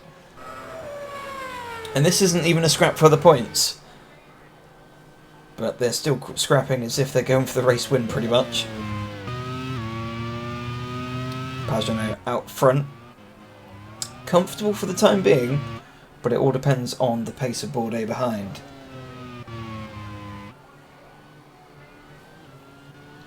Here is Lee Wateraragu ahead of Stuvik, and that's a sight we're not very used to this season. As I was saying earlier, Stuvik a little off the boil, but here's Ras in 15th position, so our sprint race winner not quite having the same level of performance in the longer race. Has Freins up ahead, and he's definitely got a run here on Freins. He's going to go round the outside though. Freins takes the position, shuts the door. He's going to have to try and get into the slipstream now. He's going to have a good run out of the Parabolica, and that's definitely a good run there, but he's going to go round the outside of Freins. And it doesn't look like he quite has the pace and has to duck back in.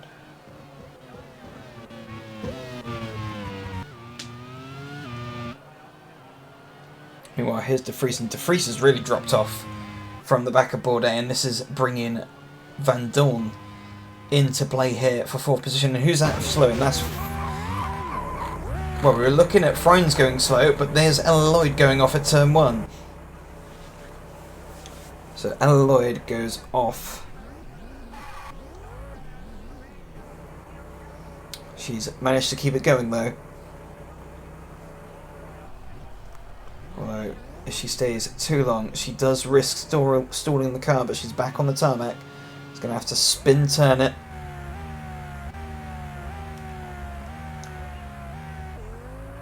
And after a very painfully long process, here's Hansen on Ugo Chukwe, trying to find a way through on the young American, but not able to do so. Here is the battle of third starting to brew here. De Vries and Van Dorn. Van Dorn knew he had the pace for this.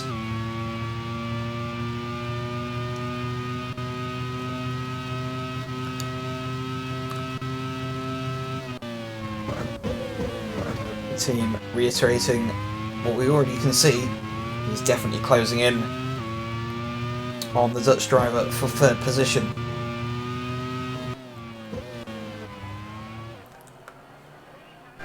Bourdais still trying to chase after his teammate Pagenaud, but it looks like a bridge too far as Newgarden struggles on the entrance of the first Lesmo.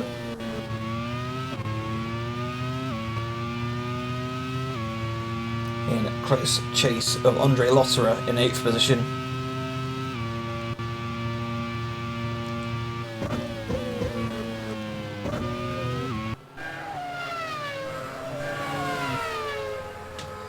Looks to have had a good run out of Ascari. He's going to try and close in onto Lotterer, but Lotterer's got Dixon in front to help with the tow, but that's still not good enough. But Newgarden also not close enough to form a move. But he needs a good run out of the Parabolica, and he draws side by side with the German driver. It looks like he's going to make this move stick, but Lotter is still on the outside. He's going to dive down the inside again. He's going to run deep, though. Here's Bourdais, and here's De Vries with ever-mounting pressure from the Belgian behind. Oh, Stoffel van Dorn.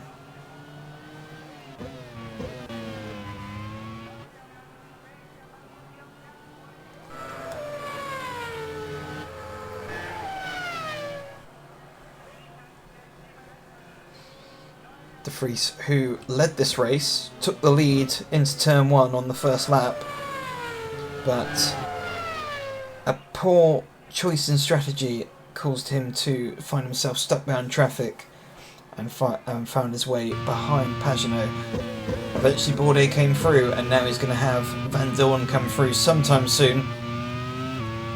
Belgian driver definitely showing he has the pace as he comes across the line. 6 laps to go.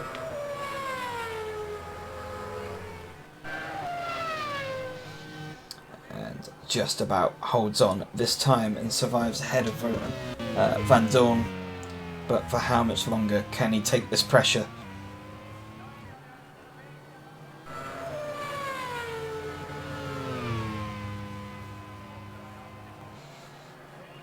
It is definitely going to be tricky, as well, a bit of breathing space formed there as Van Dorn tried to have a look round the outside of Curva Grande, and that didn't work. That's allowed a couple of car lengths between the pair of them. But here is Van Thor under pressure now from Lee Wataragu, who goes up into 10th position. And in doing so, that's almost allowed Stuvik through on Van Thor.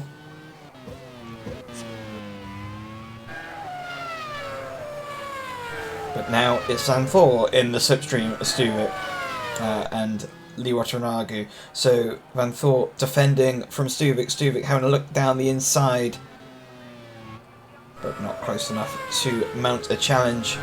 And all the while, Van Thor is closed back up onto Lee Watanabe.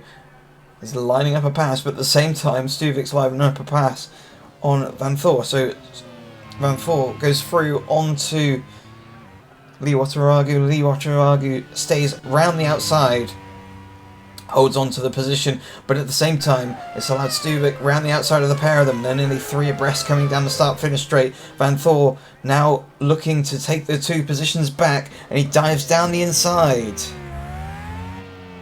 Brilliant driving there from the Belgian driver.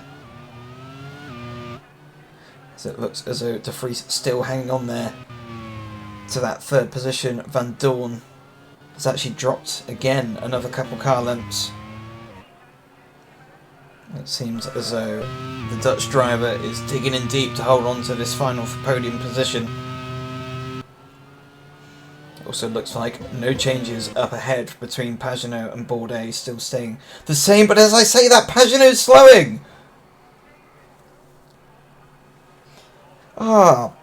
Simon Pagenaud, it was looking as though it was going to be a 1-2 for France, but the car's given up on him. Poor old Simon Pagenaud, he was doing an amazing race and he's had a suspension failure coming out of the Ascari chicane. And the car has given up. But in the meantime, scored in full position. So Van Dorn promoted up into 3rd position. 4 laps remaining. Yamamoto has now caught up onto the back of the Thai driver, so I don't know what's happened between the Thai drivers because they've lost a lot of time to Van Thor. Stuvik still hanging on, and Lee Wataragu, actually Stuvik's gone ahead of Lee Wataragu, and this has allowed Yamamoto and Rast onto the back of them.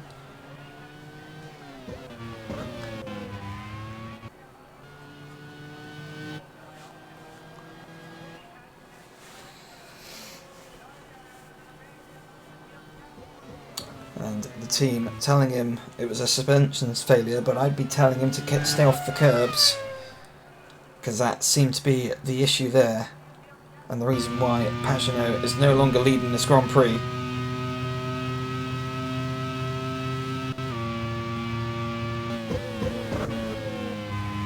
I was just saying, there was no change going on at the front. It looked all fairly comfortable for France. And just like that, the leader is out of the race.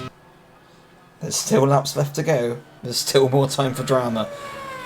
And the drama could come in the turn, or in the position of second and third here, which is definitely not over. And that's a lock up there for De Vries there. And that's allowed Van Dorn onto the back end of him. It looked for a moment there that De Vries had managed to get away from Van Dorn, and Van Dorn's all over the back of him. Swarming all over him through Curva Grande.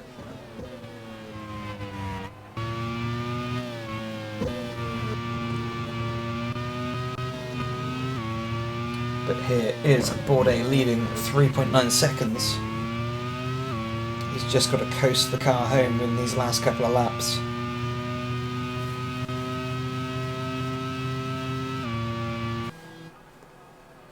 But further on back, here we go. The battle still carries on here. And actually, with these two squabbling a bit, it has allowed Van Gisbergen to catch, but obviously he's not close enough. It would require some sort of monumental incident between these two. And as I say that, Van Gisbergen's having a water leak in the background, so Van Gisbergen would definitely not be getting involved in this battle ahead. 2 laps remaining, or just shy of 2 laps remaining. And the Kiwi car has given up the ghost. So that's potentially a non-score for Team New Zealand here in the feature race. But here we go for the final 2 laps. It's gloves off here. Netherlands versus Belgium here for P2. I'd say the win is all wrapped up and all sorted, but based off of earlier, there is no bow on that win at the moment. We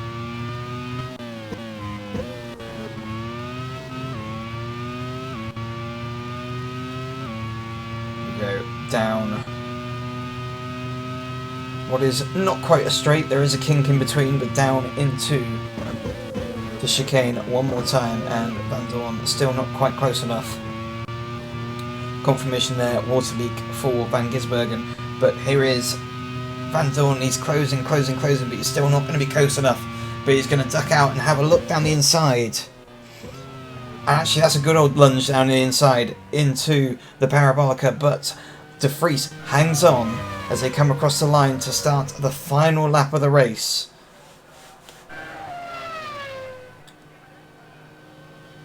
Was that Van Dorn's only opportunity there? Has he wasted it? As De Vries has now got a couple of car lengths between himself and Van Dorn. Van Dorn is going to push, and he's got the slipstream still. He's not close enough to make a move into the Della Roggia. He's just going to have to stay close. I would potentially argue he's not going to be close enough to do a decent enough move or a decent stab into the Ascari, so it's essentially going to be one last try into the Parabolica for this second place battle through the Ascari chicane one final time. Here's Bourdais though. Oh, and Bourdais with an issue. Bourdais got a loose wheel. What's going on? Is he going to make it across the line? Nick De Vries comes across. Is he going to finish in the lead? Where's Bourdais? So De Vries comes across the line to win. Bourdais had to pull off just before the line, and that is gutting.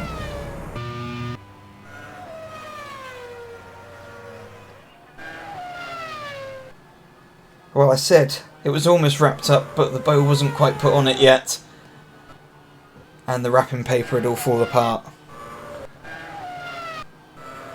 So France were on for a first and a second, and it all fell apart.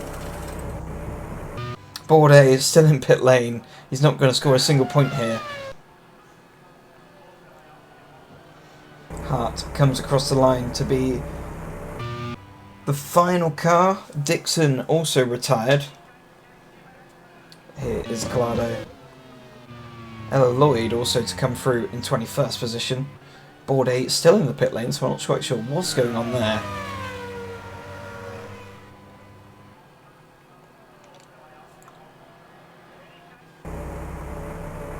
And it is declared race over.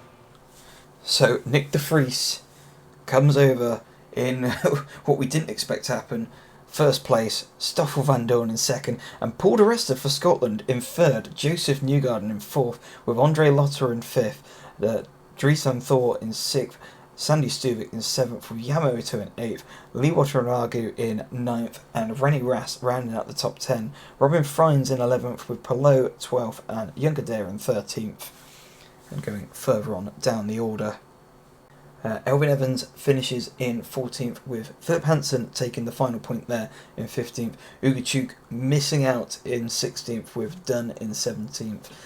Aitken in 18th, Hart in 19th, Collado 20th, and Lloyd the final finisher across the line. Bourdais classified as a lap down, heartbreaking for Team France. Shane van Gisbergen 23rd with the retirement as well, still classified. Simon Pagenaud with the suspension failure from the lead. Kamui Kobayashi with the accident at the start of the race caused by Scott Dixon, who has been disqualified but also did retire in that final lap. And what was after a completely, probably the most dramatic race that we've had in the Nations Cup, it is back over to Chris.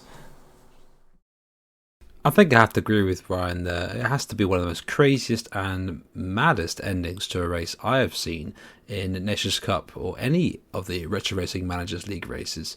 But nevertheless, commiserations to France. I don't really know what to say on that one. Cars just giving up the ghost at the final hurdle. It's gut-wrenching. We've seen it in multiple places before, but this is an absolute gut-wrencher. But well done, Netherlands. Nick de Vries kept his own against Stoffel van Dorn, and yeah, both of them had a great duel there. Little did we know that was going to be a fight for the win. But yes, well done to them, and good points again for Scotland, good points for the United States. A lot of teams that really needed points today got them. But we can now see what that does for the standings. It's taken 6 rounds and 12 races, but now that Philip Hansen is no longer the leader of the driver standings for Division 1, it is now Rennie Rast with 93 points, but only 3 ahead of Sandy Stuvik in second place. Philip Hansen is still third place with only 5 behind. Alex Palou still there, hovering a 9 behind there and 84 points. Naoki Yamamoto again being solid with 83 points. Nick de Vries now shoots up to 76 points in 6th place in the standings, leaping Shane van Gisbergen and Scott Dixon both on 69 and 67 points. What a bum of a weekend this has been for both of them. I still won't count them out, but let's see how things go from here. Joseph Newgarden with another good result, gets himself on 64 points. Simon Pagenaud not getting anything today with 63 points. Paul de Resta 59 points. Stoffel van Dorn on 57. Sebastian Bourdais 54 points. Daniel Yokodair 54 points as well. Alex Dunn on 53. Carl Larsson on 46. Kamui Kobayashi 45. Andre Lotterer 40 points. Elfyn Evans with 40. Jack Aitken with 38. Dries van Tor with 34. Robin Franz with 29. Max Hart 22. James Collado 21 points. Natalie Leewatala Farragut on 20 points. And then we have Mick Schumacher with 11. Ella Lloyd also on 11 points, Tadasuke Makino at 5, Larry Teford at 3, Marcus is 1, Yugo Ugochukwu being a service today, getting 0 points, however, coming in 16th place, Alex Lid and Vanita X both on 0. But we can now see what the standings look like. Germany take the lead on 144. Spain in second place with 138 points, just 6 behind. 8 behind is New Zealand with 136, Japan 133, France not getting many points today on 117 points. Thailand on 110 with the United States of America. England on 109, Netherlands are now on 108 points, creeping up the field there. Scotland on 97, Belgium on 92, Ireland on 75 points, and Wales with 51. The Italian round is now over, and it has to be said this is one of the craziest race rounds that we have had in the Nations Cup. And yeah, hopefully more of the same, please. A lot of great overtakes, a lot of action, a lot of drama, and yes, a lot of teams that will be wanting to have some of their results today rectified in the next race, which will be at Fuji in Japan, same day, same time in a fortnight's time. But next Tuesday we do have a race which is going to be the Grand Prix World Series event at Marrakesh in Morocco. It is the start of the final third of the season there. But after that it will be the Nations Cup again at Fuji, like I said earlier. But until then, thank you so much for watching. More information will come out regarding the 400 Prototype League. It will be mentioned in many channels, hopefully. I'm Chris Kavanagh, your host. Ryan Ferris has been your commentator. And this is the Nations Cup and the Retro Racing Managers League, signing off.